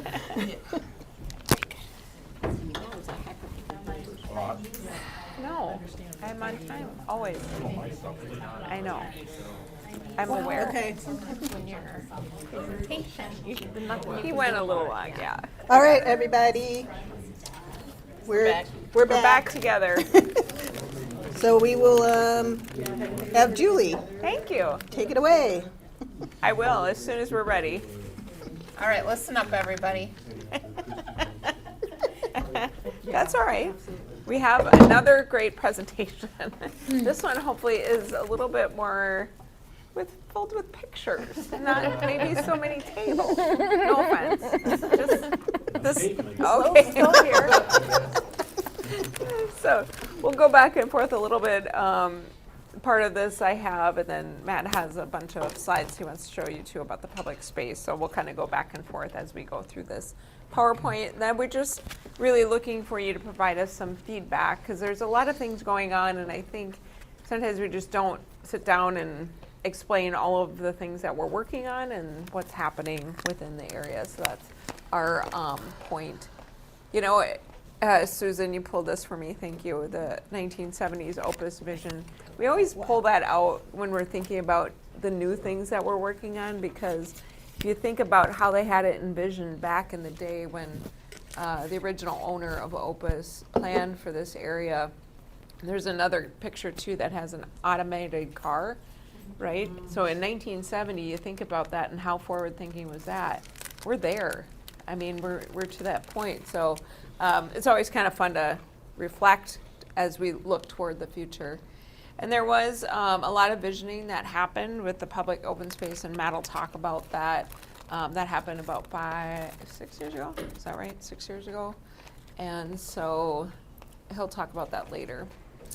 Just to give you Opus by the numbers in terms of residential development, I think, again, you can use the housing dashboard to get these same numbers. You can do, whatever area you want to look at in the Opus area. But if you remember, it started with the Rise, and that was the first building that replaced the building with a printing company that had gone kind of bankrupt, and they needed to sell their property, and the bank sold it to the Rise, and that's how that came to light. And that was actually a company out of Florida who built that building, and so that was the first project.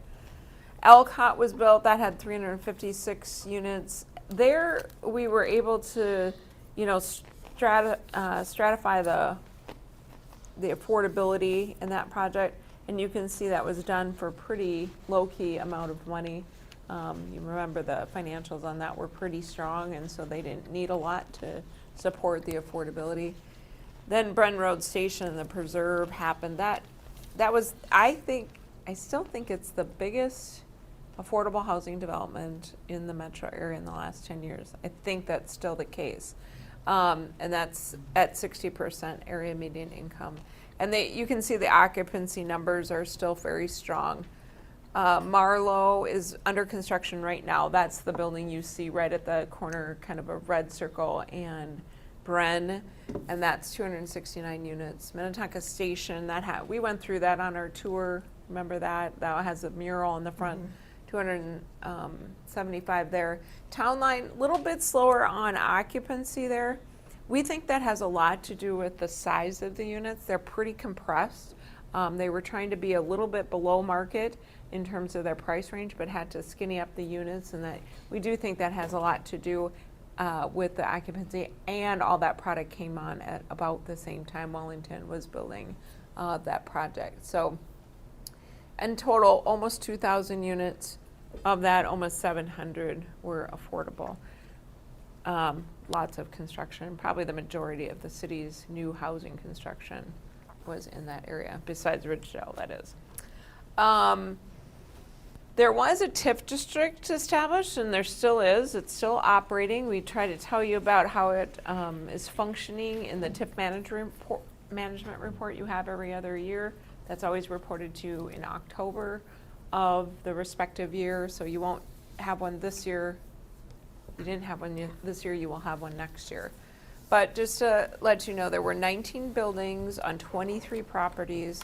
It was a pretty short-term TIF district. It was only 16 years, and it was expected to generate almost 200 million in tax increment.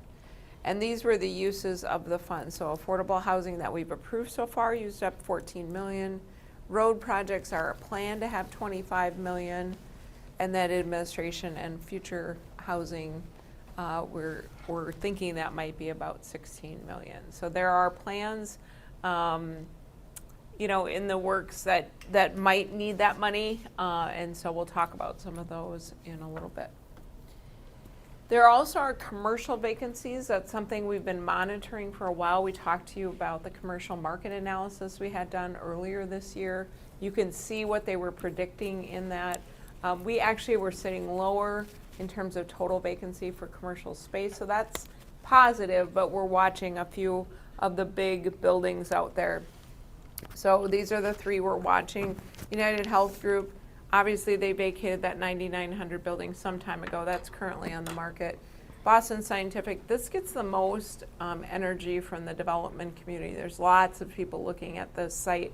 It's 17 acres. It's a huge parcel, kitty corner from light rail, very marketable piece of property right along the rail line itself. So I think that'll probably move before the 9,900 building, but lots of strong interest in these sites. Opus headquarters too, there's a fair amount of interest. The one part of it is vacant right now, but Opus is still there until their new headquarters is constructed in Edina.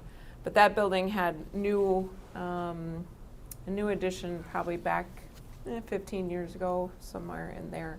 So it's still pretty valid office space. They do have potential users looking at refilling the building. So not a lot of concern on these, the left two, but the one on the right does. We've been in that building. We went on a tour of it. We know what it looks like. It's well taken care of. I'm sure we'll find occupant, but it might take time.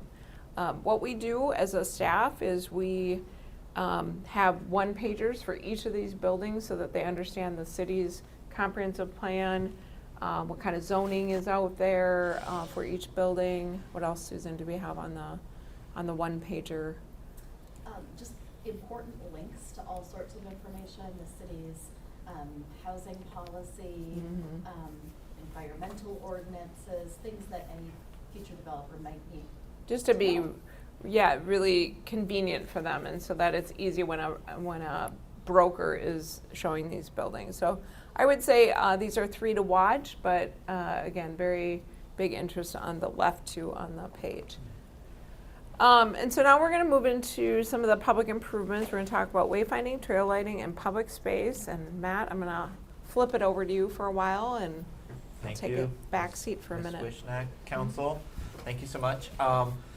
Opus is really a unique place in terms of its planning, folded in a lot of what I'd call quality of life features. So the trail network being a very important aspect of the development down there. You know, with nearly 2,000 new units, it's really important that that multimodal trail system is welcoming, it's functional. We know that the road system and the trail system down there is a bit circuitous and you can lose direction fairly quick. That makes for a wonderful experience, jogging or biking or walking, but you can certainly lose your way. So back in 2019, the Opus Placemaking and Urban Design Implementation Guide through my predecessor Carol and staff here, this was about those elements such as wayfinding, landscaping, the general sort of vibe of the place, what lighting could do in terms of safety out there to make it more welcoming, knowing that a bunch of development was going to be coming down the road, and that's taking place now. At this point, we obviously knew the light rail was coming. It was far off in the future, but we wanted to do our best to try to sort of make that trail system as welcoming and accommodating as possible. So there was a defined trail network in this document that set out some standards in terms of materials and how we light it and how we do branding. Are you on the green trail or the red trail? And you'll see some of that in the documentation here. But now we're starting to roll out those placemaking elements. The first big one that's getting ready to roll out is wayfinding. So it's essentially a signage suite. So what types of signs need to go where to sort of help you figure out where you are and how do you get to where you're trying to go in Opus, whether you're a resident or somebody coming off the light rail or trying to get to a nearby park or connect to a neighboring city. So this is a sign hierarchy. These will be different types of signs placed at different intersections. We were fortunate enough to be working with a signage consultant. They're really modern in terms of their material selection. They do things like airport signage, where it's really tough to figure out how to get around. So we're leveraging their experience to make the signage clear and concise, but attractive and modern, and it doesn't look outdated right away. So they're selecting materials based on a combination of longevity, so things that we know will hold up on site. We salt, we have winters and stuff. And then this sort of consistent aesthetics of the sign, that they sort of have a unique characteristic about them that help you know that you're in Opus and there's a sense of place about it. We've developed this branding to sort of go along with it. The Olympic ring style has been sort of resonant through the Opus area, so we wanted to create some consistency around the branding, and you'll see that showing up on the signs. We're at the point now where we're just selecting where these signs go, which type of sign would go in different locations. The idea at this point is to begin fabricating these after a bid process over the winter, fabricating over the winter and the spring, and begin installing these signs next summer. Trail lighting. We know we have long winters, unfortunately, here in Minnesota. So a lot of these trails go through underpasses under the roads. There's a lot of tree cover out there. So to make sure that these trails are usable and feel safe throughout the year, we are looking at trail lighting. So we're working with an engineer consultant to do a technical feasibility report that helps us figure out things like photometric evaluation, so what spacing of lights would be needed to sort of accomplish that, where there's not a great deal of distance in the darkness, but we're not clogging the site up with a lot of light pollution, and we're not flooding the zone with too much light that's unnecessary to feel safe on that trail system. So we're going through a process, again, like the signage, to sort of understand how many lights would need to go out into the trail system. We're associating that with this colored loop trail sort of branding that's out there. We want to coordinate the light rail infrastructure and the lighting that's out there, so we're not, again, doubling up on the light features, making sure we're efficient with that. It's expensive after all. We're designing currently, so actually there's engineering surveyors out in the field looking at this site as we speak. Well, probably not as I speak, but these days, before the snow really starts to fly. But the goal here would be bidding over the winter again to begin to roll this out and install these lights in a phased approach starting as early as next year. So we're targeting next summer, realistically in the fall. And the Opus Public Space. So 2023, we got a grant from the Department of Employment and Economic Development, also known as DEED. So with this appropriation, we got $725,000, or we will be getting $725,000 for land acquisition, pre-design and design of a public space. That public space, as spelled out in our grant application, but also in the placemaking document, is what we're calling a linear plaza, and it's got a variety of park amenities, playground type features, an amphitheater, so sort of an a la carte menu of appropriate landscape features for an urban plaza type setting like this. And reminder, back in last year, September 23rd, the council approved the resolution authorizing the execution of that appropriation. And the site identified in the Opus placemaking document was this Minneapolis Mart site. So that's just east of the station. For those that don't know, because I certainly didn't, Minneapolis Mart is a wholesale merchandiser. They have a showroom facility there, but it's not open to the public. So the parking lot generally sits empty. It looks like they create like sample displays essentially, and then commercial vendors go in to see their product like in a sample display situation. And I always get the question, well, is it really occupied? Yes, there are people in there, and there are actual vendors in there, and there are 220 spaces. Yeah, and they have a website that's modernized. And it's 4 times a year.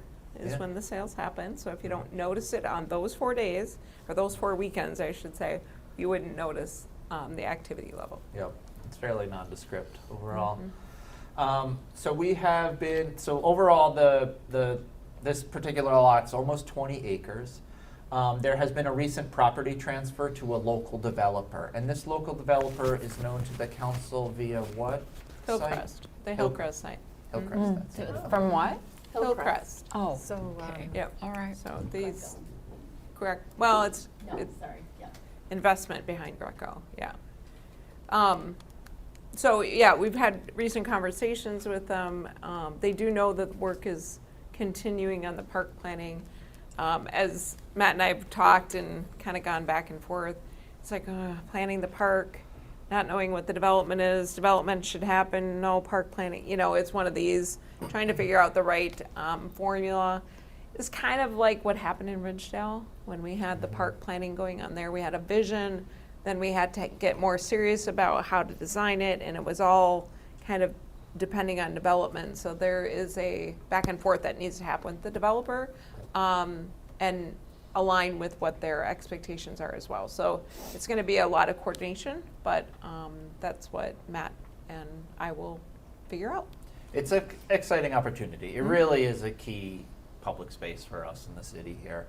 So we do have a sense of what the original landowner was sort of thinking. Some of these renderings were sent along to us for earlier discussions. So sort of a linear type plaza east off the light rail station. So you can see on that left illustration there's the train, and some sort of linear park-like space moving east to west.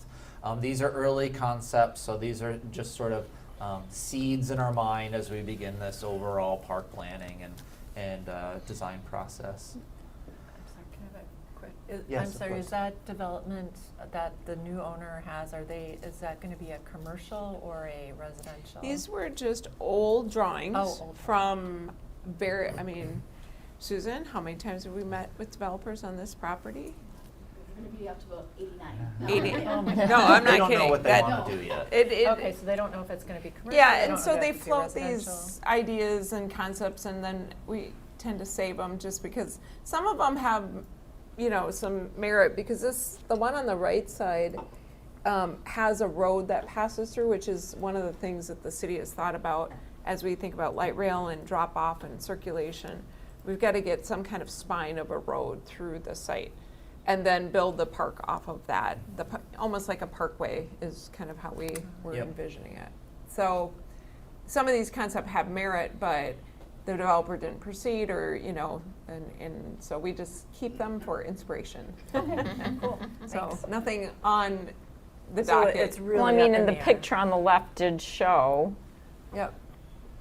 a lot on this side of A little the- bit different scenario on that one. Yeah, that was more of a high rise. Mhm. We're not talking a 5-story building here. We're talking 10 plus, and that was before our office market crash. And so, again, Mhm. we hold on to these things just to, that was a big idea at the time. And so, height is not a big deal in Opus in terms of, you got the Marriott, you've got United Health Group, you got lots of height. So doing a large building like what you see on the left side is not, it wouldn't be out of character, I guess, for the area. Sorry, Matt. No I worries. ruined your vibe. No, Keep it's going. good. I need Sorry, this. that I was need me. this help describing the process. Yeah, so. yep. From a park planner perspective, which is me, we sort of know what we want in terms of what's good for the city. So we know that the elements described in the Opus public space document, that they can leverage a lot of these big ideas. So a very flexible open space, sort of features like a great lawn, an amphitheater with public use down there, with nearly 2,000 new residents or units in this area. We're going to have a lot of action around this light rail, so we want to really activate that space with things that we know the community would use. And we really are going to have a blank slate with new development occurring around there. So we're going to begin this outreach process to the community via our consultant. We're going to hire a consultant here coming up soon over the winter, and sort of begin to wrap our hands around what this public space could look like and use that to have further conversations with the developer. So we have a general sense of what we're looking for from a community via this Opus placemaking document, but it's really about this visioning and then working with the developer to sort of get their idea locked in around our ideas. So we're trying to take the wheel a little bit, I would say. So the plan is to go out for RFPs to local park planning consultants this winter, have an agreement in place and kick off that process. So that means outreach and engagement first half of next year with the local community there. I would imagine a lot of the new residents, and they've been sort of waiting for the light rail to start rolling through. This would be something nice that they can look forward to in the future, a potential city park place, and we could solicit feedback from them and get a sense of what they're looking for, what they'd be interested in a public space. With a draft public master plan available for comment and coming back to you folks later next year, September or so, and then a final public space master plan late next year. So overall, wayfinding is bidding and install next year, bidding this winter and spring, install next year. The same for the lighting. So there's a lot of electrical design that needs to go into that. So realistic install summer, fall 2026 for the first phase. We do have additional work happening. So we have a pedestrian crossing occurring from the west side of the light rail station over towards Bren Road Station. Yes, that's right. So there is continued infrastructure. The city is working on some additional turn lane improvements onto Shady Oak by that, what's that development called? Shady Oak and right on the corner there. Oh, Elcott. Elcott, yes. I'm like, this So is we a continue test. to make improvements on the traffic flow out there. And then this public space design, which would be a fairly large one, coming back to you folks next fall. And then, Matt, just one more thing Yes. on, oh, actually, we have a slide on it. Never Yep. mind. Keep going. So I might need help on this one, but the plan is to not only rearrange the intersection at Shady Oak and Red Circle Drive, which I mentioned by Alcott, but reverse the lane the way Green Oak flows, so making that a two-way, correct? No, one-way north. One way going north. It currently goes south. Correct. And the logic is to create that circuit around the new station, so drop-offs can happen a little bit easier, and apparently this is confusing for local folks, and the one-way system out there is quite confusing. Well, you'd have to It is really go. quick. You'd have to go way east toward United Health Group to get back to the station, which is a problem. So this was identified a long time ago as something we should do to prepare for light rail. Yep. So next year, implement this reversal of Green Oak Lane.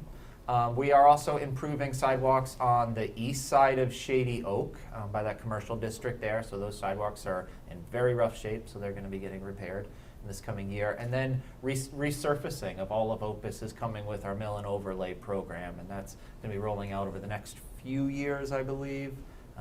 27, is that the big? Done next year. Done next year. So Wow. there's In just time the anticipation for train. light rail. Yep. Yeah. Turning it back over. Yeah, so our alternative urban area-wide review, some of you were here when we did the first iteration of this. This is the, if you can't remember, the cumulative impact of development has on environmental issues. So we took the approach where we wanted to do the entire Opus area. It's not totally common. We did this because it felt very disjointed to have developments piece by piece do environmental review on their own. It just didn't seem very comprehensive. So that's why we did it in 2021. And as staff, we were looking back, is that 5 years already? 5 years go like this. And the magic about 5 years is at 5-year mark, you have to update the AUAR or renew the AUAR. And so we were just meeting the other day to talk about the next steps to update the AUR and get it scheduled for an update in 2026. So that will be happening behind the scenes. The things that we think about in that are the improvements that we identified in 21 still accurate. Has the traffic changed enough that is causing different kinds of improvements to be done, or the improvements have to shift or change or be amended? So there's a lot to kind of think through on an update, but it's something that timing-wise we need to do, but then secondly, would be helpful as engineering and public works try to figure out the capital improvements plan over the next 5 years. So. All right, I think we'll end. We have a Southwest. Hang on, go back one. Sorry. If you haven't noticed, they're testing vehicles. And so, but that process is going to take a long time. So we won't actually see that operational till 27. So all of the things we talked about and the timing is so critical, just so that we can like have the PED crossing at Bren ready for the light rail station, so people aren't hopping across the road trying to get to the station without any control on that roadway. Getting all the roads to be redone and resurfaced. Just the lighting, the wayfinding, I mean, that'll be incredible. And you can see little pieces of it starting to happen. I mean, when you redid all the bridges, we made sure it followed the wayfinding plan. All of that happened as we went along. So, but it kind of culminates over the next couple of years. And so a lot of work happening. And then hopefully we'll get to a point where we have a cohesive neighborhood of about 5,000 people, if you add it all up. What was there and what is there. And, you know, 10,000 employees is kind of my estimate. It used to be more like 16, but obviously with the compression of office space and people going to work in a physical building has changed a lot. So more residents, a little bit less employment, but still Sounds pretty like kind of a wash of the number of people. Yeah, that's very The interesting. nice thing about residential is there's not this peak hour traffic issue. And Phil and Will and I have talked about PM peak hour trip generation for years in the Opus area. It's a very stimulating conversation. Never heard us talk about it, but the fact that we had so much employment there and it was just causing a breakdown at Bren Road and 169, and we had to rebuild the bridge. I mean, that was kind of a big deal in 2008 when we did that, but now that's shifted. We don't have such a pressure on PM peak. It's more just trips from the residential areas. So that's changed to the better. So I'll turn it back to you, Acting Mayor, and we'll have a little discussion. Council, are there any other questions and any additional direction regarding Opus area? I have a question just about changing. I mean, I don't even know how much people that live there really are comfortable and familiar with the streets that they drive on every day, because it's kind of the Bermuda Triangle. But if you're going to change the direction of a street that has gone the other direction. Yes. That is scary What, to me. I mean, Well, that- you've done it before. And how did it circle. go? I mean, I'm just Yeah. wondering, what do we do specially to keep people safe and from, you know, Going the wrong way down the street? Yeah. Yeah, I can talk about it a little bit, and if Mr. Olson wants to jump in. You know, we sign it a lot. I mean, before we do anything like that, there's going to be signs out there and boards, and, you know, the police will assist us, but it takes a little bit of time. There's people driving the wrong way there often now. It's not anything new, I don't think. I mean, we get calls all the time of people going the wrong way, so I don't know if Phil wants to add. Yeah, very true. I think part of this will be the direction of, changing the direction of some of those connection pieces between the roads. So as you're on the road, it will flow normally.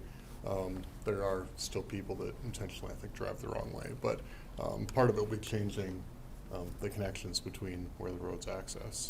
So when it's under construction, opening up, I'm sure there'll be an education period too that we're going to have to work through. Which happened, I mean, it did happen on Red Circle. You had to do all these things to prepare that to flip-flop from the way it is now to what it was, so. Yeah, I was gonna say, hasn't there been some changes, because I worked over there for a little while, and I promise you, I still struggle trying to figure out how to get up out of that area. It was really difficult, I and just so keep driving around. my question is, like, is there a way? I guess comments of kind of helping people with the direction on how to get up out of there? Because I had a hard time just coming up out of that area, trying to get onto Brent Road, you know, like, and I worked there for a little bit, probably about 4 months, and I was just like, this is crazy. I had to circle around a couple times, drive into a little parking lot where I could turn around and come back the other way. I mean, it was really confusing, like it was. So I don't know, it just seemed like it I don't know, it felt like it needed more direction on how to get up out of there. Like, I don't know, Yeah. signage or something. Yeah, Phil's probably got more, but we've looked at it several times. I get lost in there still myself sometimes. I mean, it's not uncommon, but we've looked at signage. We've looked at all kinds of stuff. We'll still do that now that the light rail's, here. We'll probably look at it again, certainly. But Yeah, I think it's a good point, though, of are there some places in there that could be signage to Shady Oak or 169? We can take a look at that, of are there strategic There's a places few now in that- there now, but Yeah. after we're done Yeah. turning around the roadways, then maybe adding some more directional signage. I think that's not a bad thought.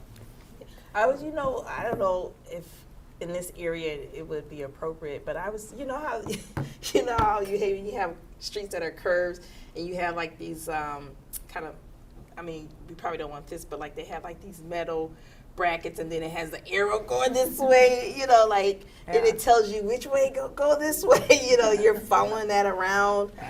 I mean, something like that, because it is I'm not gonna even lie. I was like, oh my God, this is confusing.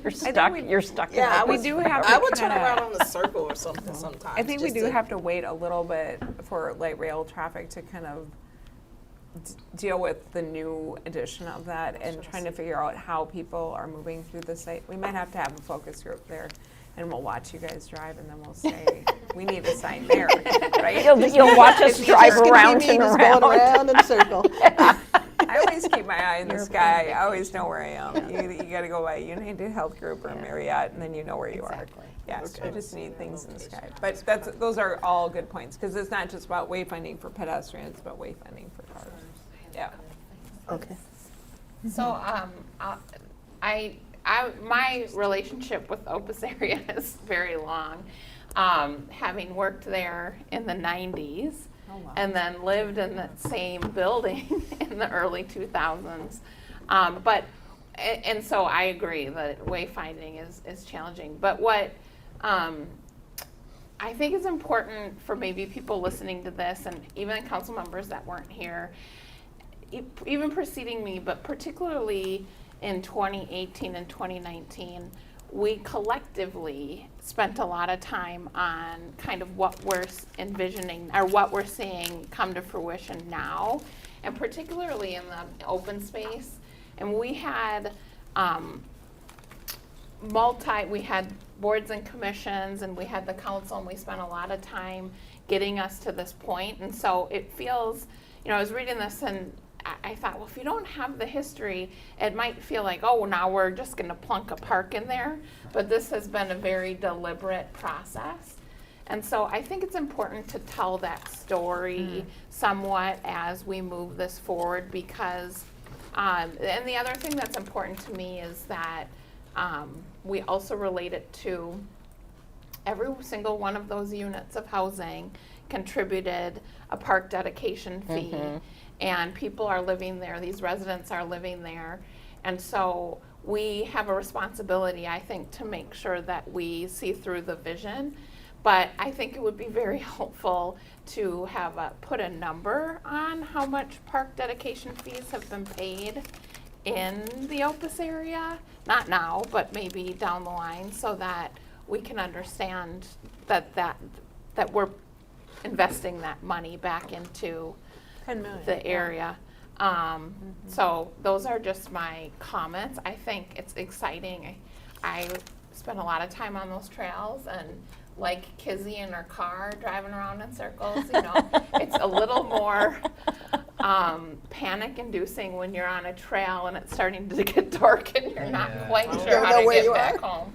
So I'm really glad to hear that the wayfinding is coming for the trails. I had to go look up the address where I was working at, and it was at 1060 50 Red Circle Drive. In one of those buildings, and I just remember coming out of that parking lot, getting totally confused on how to come up out of there, and then I think at some point I was going the wrong direction. You wouldn't know how to get there today. That was like in the summertime last year.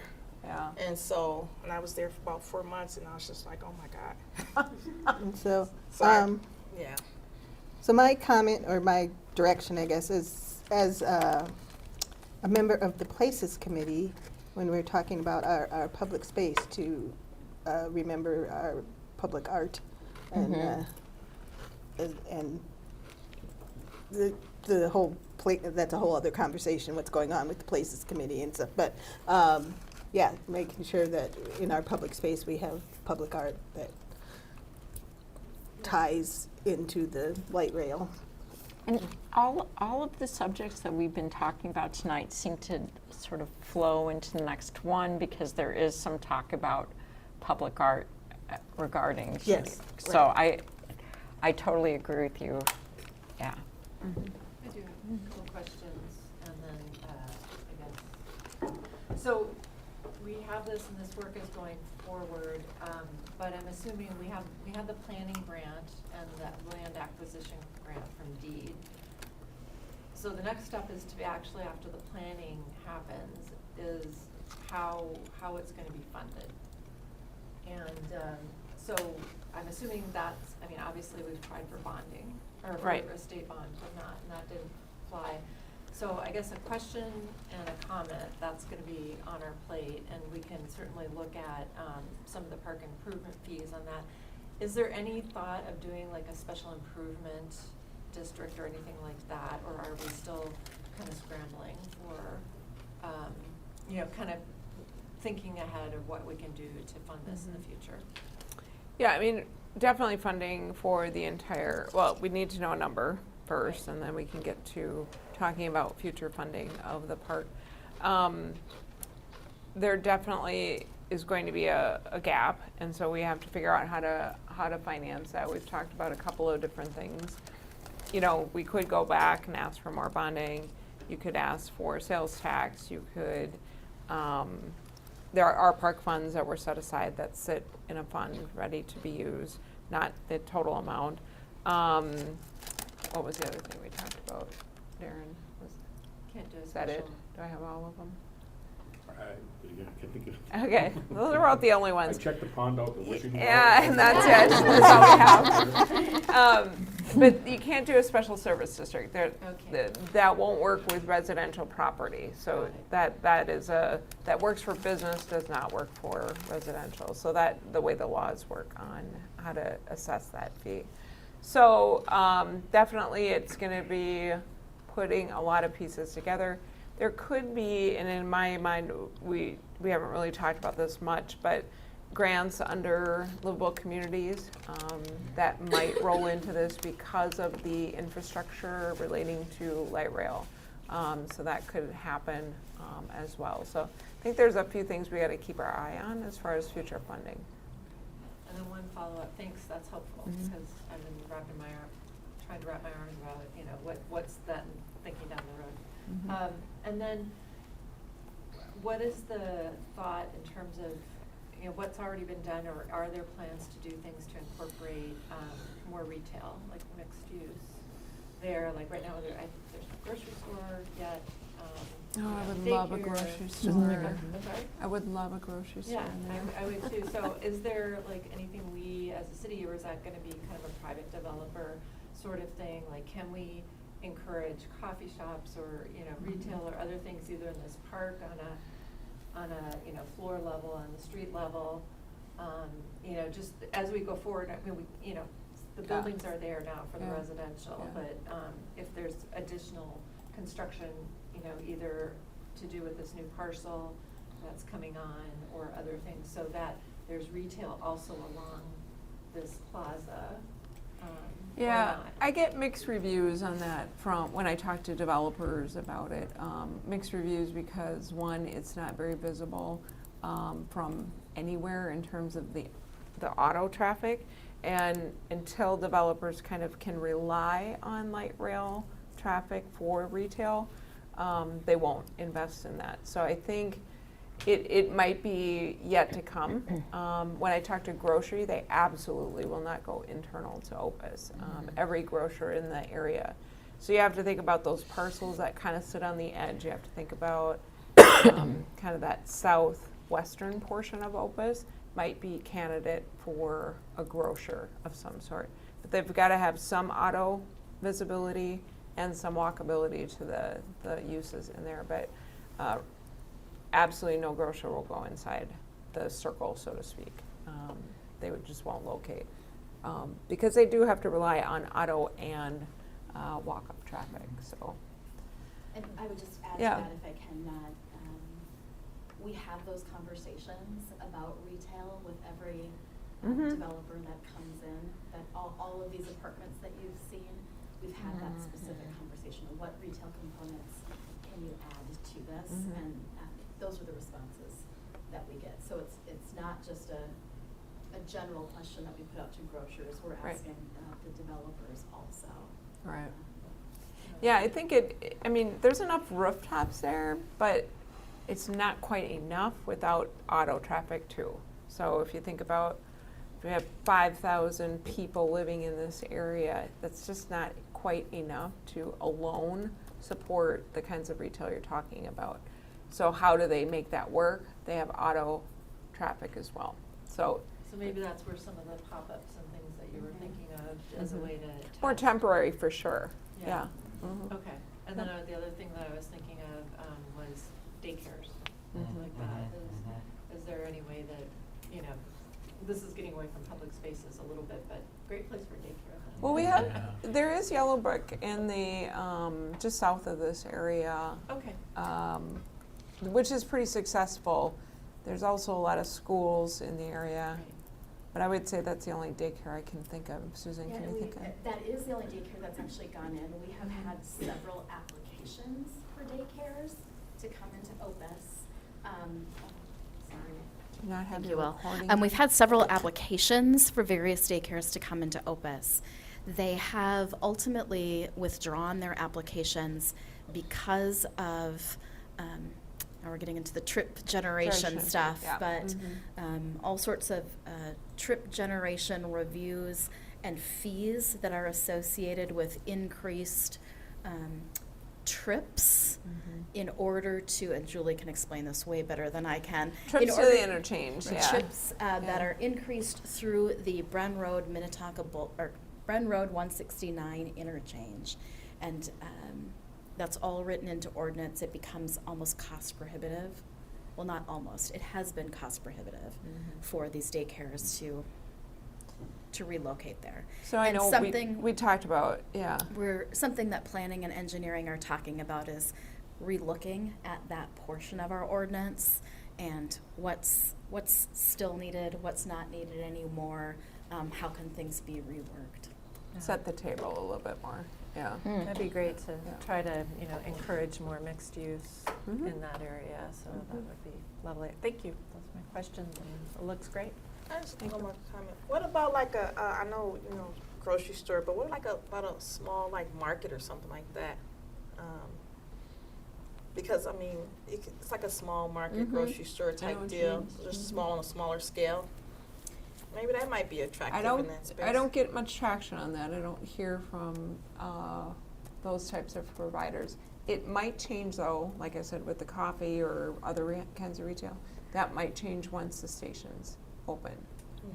Because then you got enough foot traffic, people can see the foot traffic and then see how much of a player it is and is it enough to support the retail. I think those decisions are made very calculated decision making about where they locate. Okay. Anything else before we move on to Shady Oak Station? Okay. Awesome. Thank you. Let's see. Wrong computer. 1 second here. I want to go.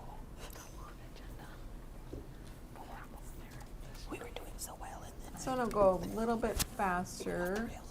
Is it something we've written on already? Totally mess it up.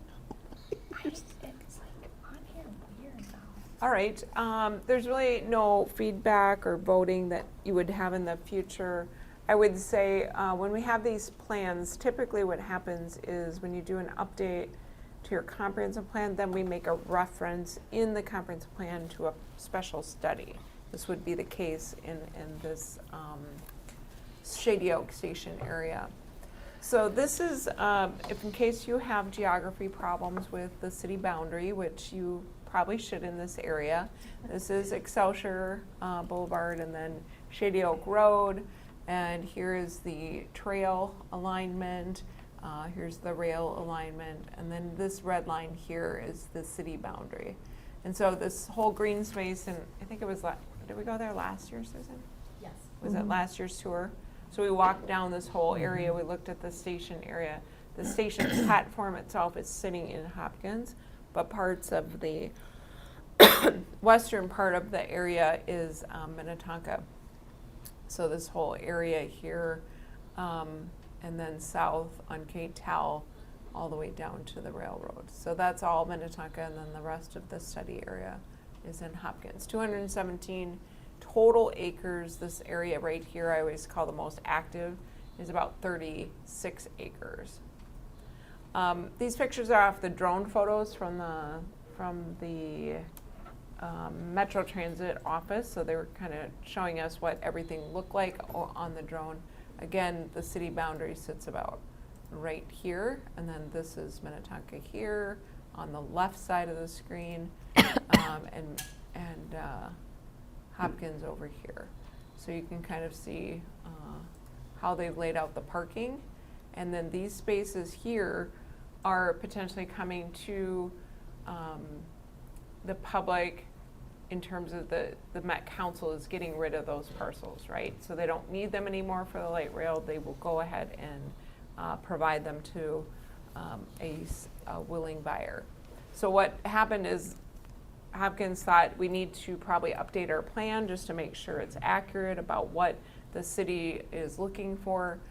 They asked if we'd participate, although a lot of the focus had a lot to do with the updating because of the station area platform and that area. So this was the 2015 plan. We're reflecting a lot back 10 years ago. We were just as busy back then. There was definitely transit oriented, but it was kind of more of an employment center focus, which obviously has fallen out of favor in these last 10 years. So that didn't make a whole lot of sense. There was definitely residential planned near the station. And this view shed was kind of looking south easterly toward the light rail station. So this would be the corner of Shady Oak and Excelsior. So this is the newer version. This is the cover of the 2025 Shady Oak Station Area Strategy. It's more mixed use focused. It has a lot of wording talking about transit oriented, and then also more updated talking about today's land use and the needs of what we think is more appropriate. You'll see a lot of activation pictures. There's a lot of visioning. Kind of reminds me a little bit of Opus, where you have a little bit more inspirational stuff in the plan than what we had in the old plan. And this is purposeful because there is going to be a time, we talked to the consultant about this, where there's going to be a lot of open space there for a long time until development happens. And so what do you do to help kind of engage with people and make people aware of what is happening, and that it's a real place where people can be and hang out and bike to off the trail.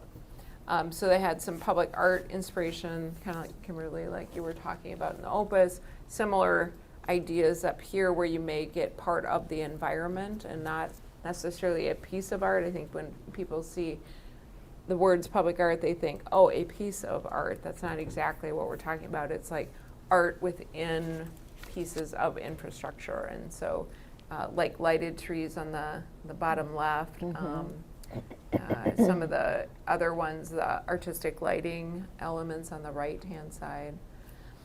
And then this was an inspirational photo from Indiana talking about this kind of major thoroughfare, but also that it's for biking.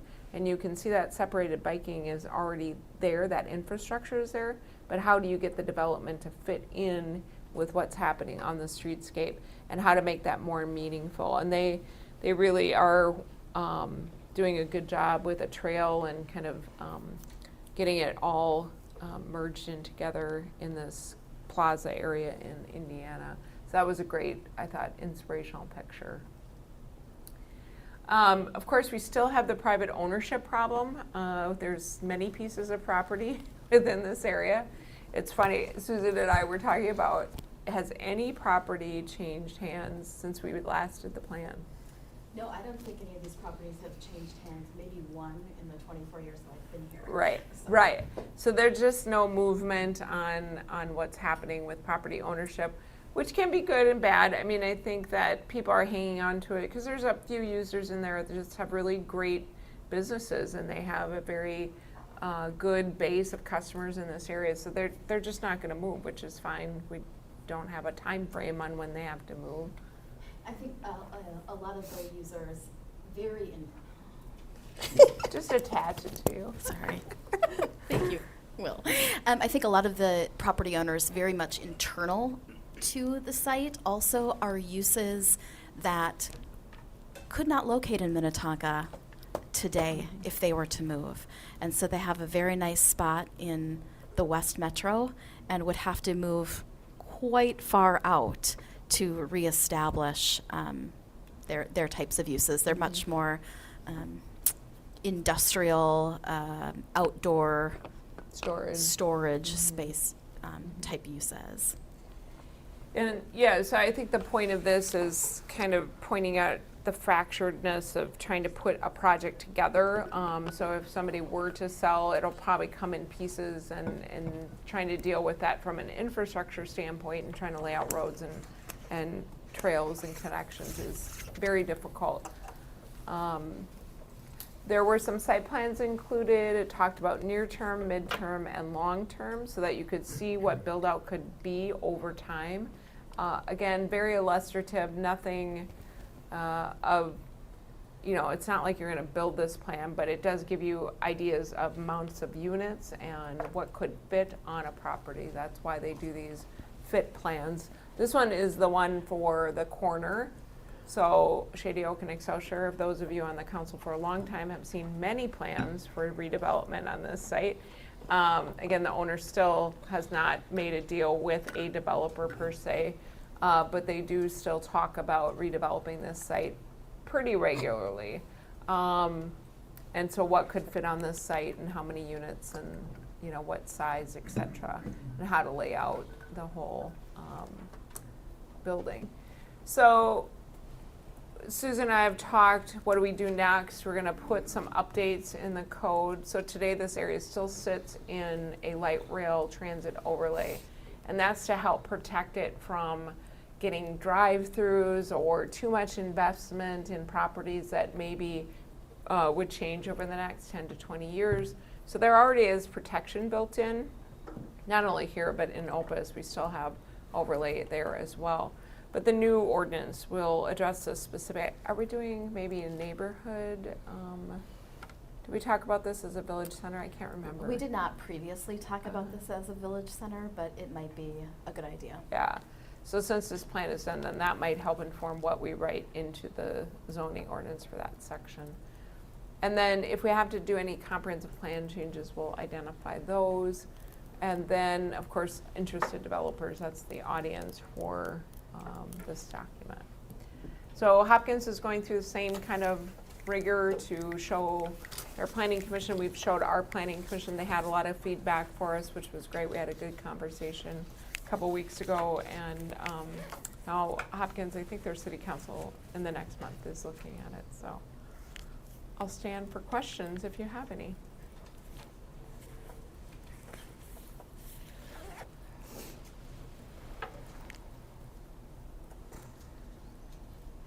I had one earlier that I asked you, Julie, about, I think it was on page 45 You said 10 years ago already? That's what you said to me. Yeah, exactly. I did say that. I did say that. So I was talking to you a little bit about, you know, we have $110 million worth of trails and sidewalks to build out, and on page 45, it shows where we would want to put in, I think, bike trails, some sidewalk, and, you know, sort of what the build out looks like there. And so my question was, How does that get paid for? also, yeah, are we suggesting that developers pay for that, or does it supersede somehow as we're looking forward, you know, imminently to the light rail coming? Does it supersede other trail sections because it's such a critical sort of commercial enterprise there, you know, just trying to get things energized and activated there? Does it supersede other trail sections? And are we suggesting that developers pay for that? Or, you know, where we're talking about if there's not that much there really new development where I was talking about on page 45, then what? Yeah. So I think definitely most of the development of trails is developer driven in this plan. And that's why we like to have plans like this when we sit down with developers as a group and we say a sidewalk's expected here, a bike trail is expected here, a connection is expected here, and that is part of the redevelopment of the site. The problem though, and we've seen it in Ridgedale, where you get sections built at a time and it takes time and people get impatient and it's like, when's that sidewalk going to continue? So sometimes that can be a little haphazard or incremental. But as I always say, 40 years of being one way, it's going to take us a long time to get to the other side of that issue, right? And so trying to turn back into sidewalks and connections is going to be tough. Now that doesn't mean that there might not be something on the city, and we talk about this a lot, where we have opportunistic, do we need a little piece? We're doing it, I'm trying to think, Phil, of a recent example where we're talking about a connection and we're doing it opportunistically. Can you think of one? Red Circle? Red Circle. Actually, that is a good example. Talk about that, what we're doing. Go ahead. Go. I'm done talking for a minute. Yeah, on Red Circle between Doran and Gray Star, there's a gap there. And so working with the developer there, and they decided to keep that building and renovate that building, but getting an easement donated from the property owner. Just got that done within the last couple of months here. And then we'll be building that trail segment next year because it becomes wildly cheaper when we can get the land for free. Working with people to figure out how to, and now you would be able to walk from Shady Oak all the way to the station with that trail, without that trail finished. So that's what I'm talking about, opportunistic. If people are going to cooperate with the city, we don't have to pay for the land, we can just simply pay for the pavement. It's going to go a lot better and Because lot it's one of those, it's sort of a chicken and egg, or like build it and they will come kind of thing. Also, you know, if you get ahead of it, to me it's sort of like bus stations. We don't have them. You know, we don't have bus shelters. If we did, people might ride the bus, but we can't build bus shelters till people start riding the bus. So I'm just wondering here, right, you know, I mean, it is, I understand the opportunistic, but that's why I was asking, like, would we move it up? We don't like to mess with that too much. We don't like to mess with the prioritization. That's why I was asking, because I don't know that there might be reasons, but I don't know what they would be, so. I mean, it would have to be a really stimulating connection to move something off the list and put this area in, I would think, right? I'm looking at my engineering friends. And Matt, and yes, okay. The other, like, sort of overarching question that we haven't really talked that much about is there was quite a bit of reference to the collaboration, cooperation we need with Hopkins. And especially for future phases. And so, like on 46, there's some reference to that. And I would love to know, yeah, like a little bit more, like when we're talking about like the Excelsior Boulevard conversion and you know, the places where we really do overlap. You know, what kind of things are happening and what does it look like?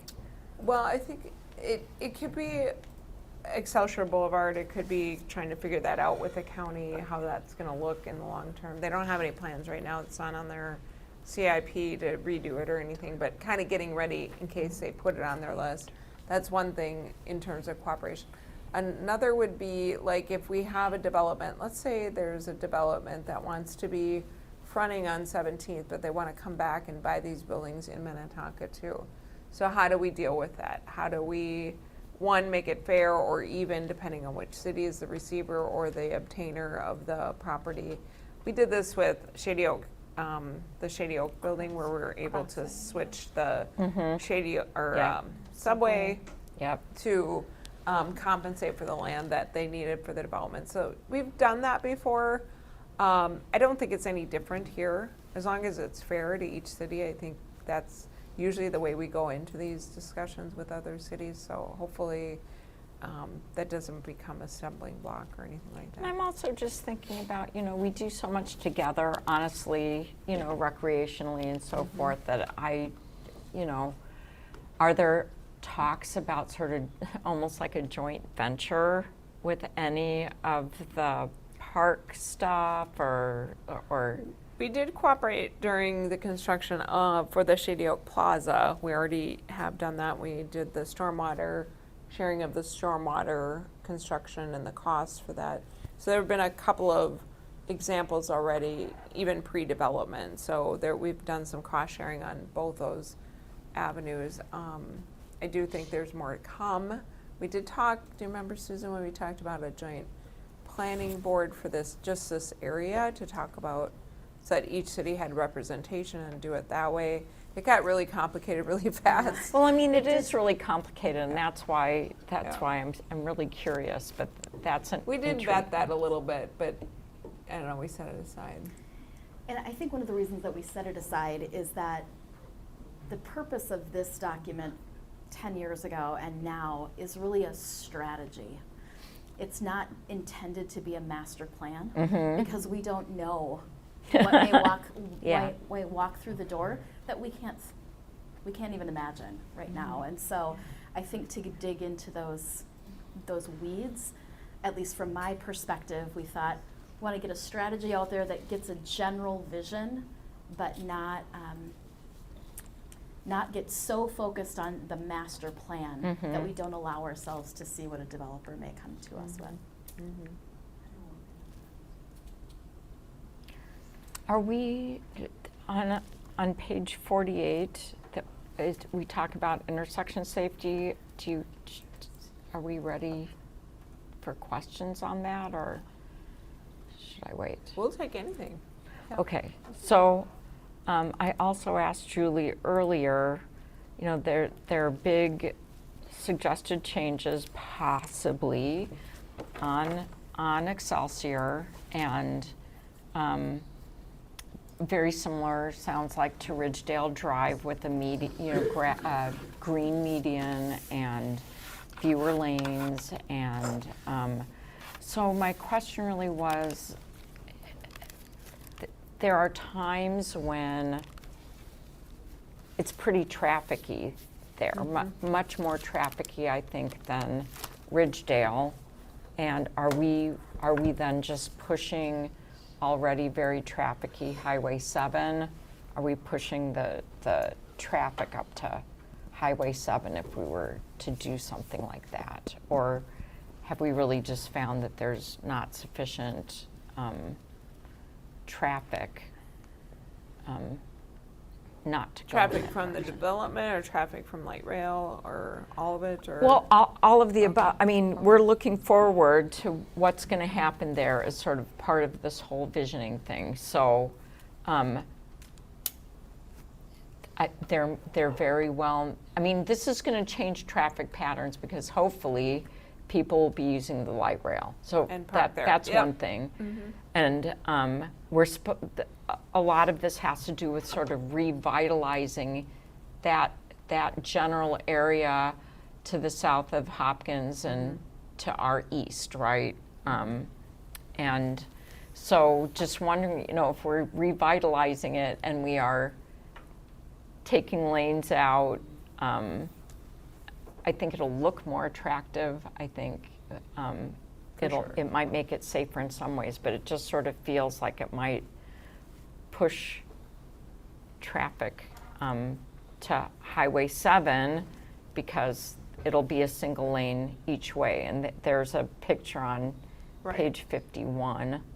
Will, do you want to help with that question in terms of like regional traffic and pushing stuff to Highway 7?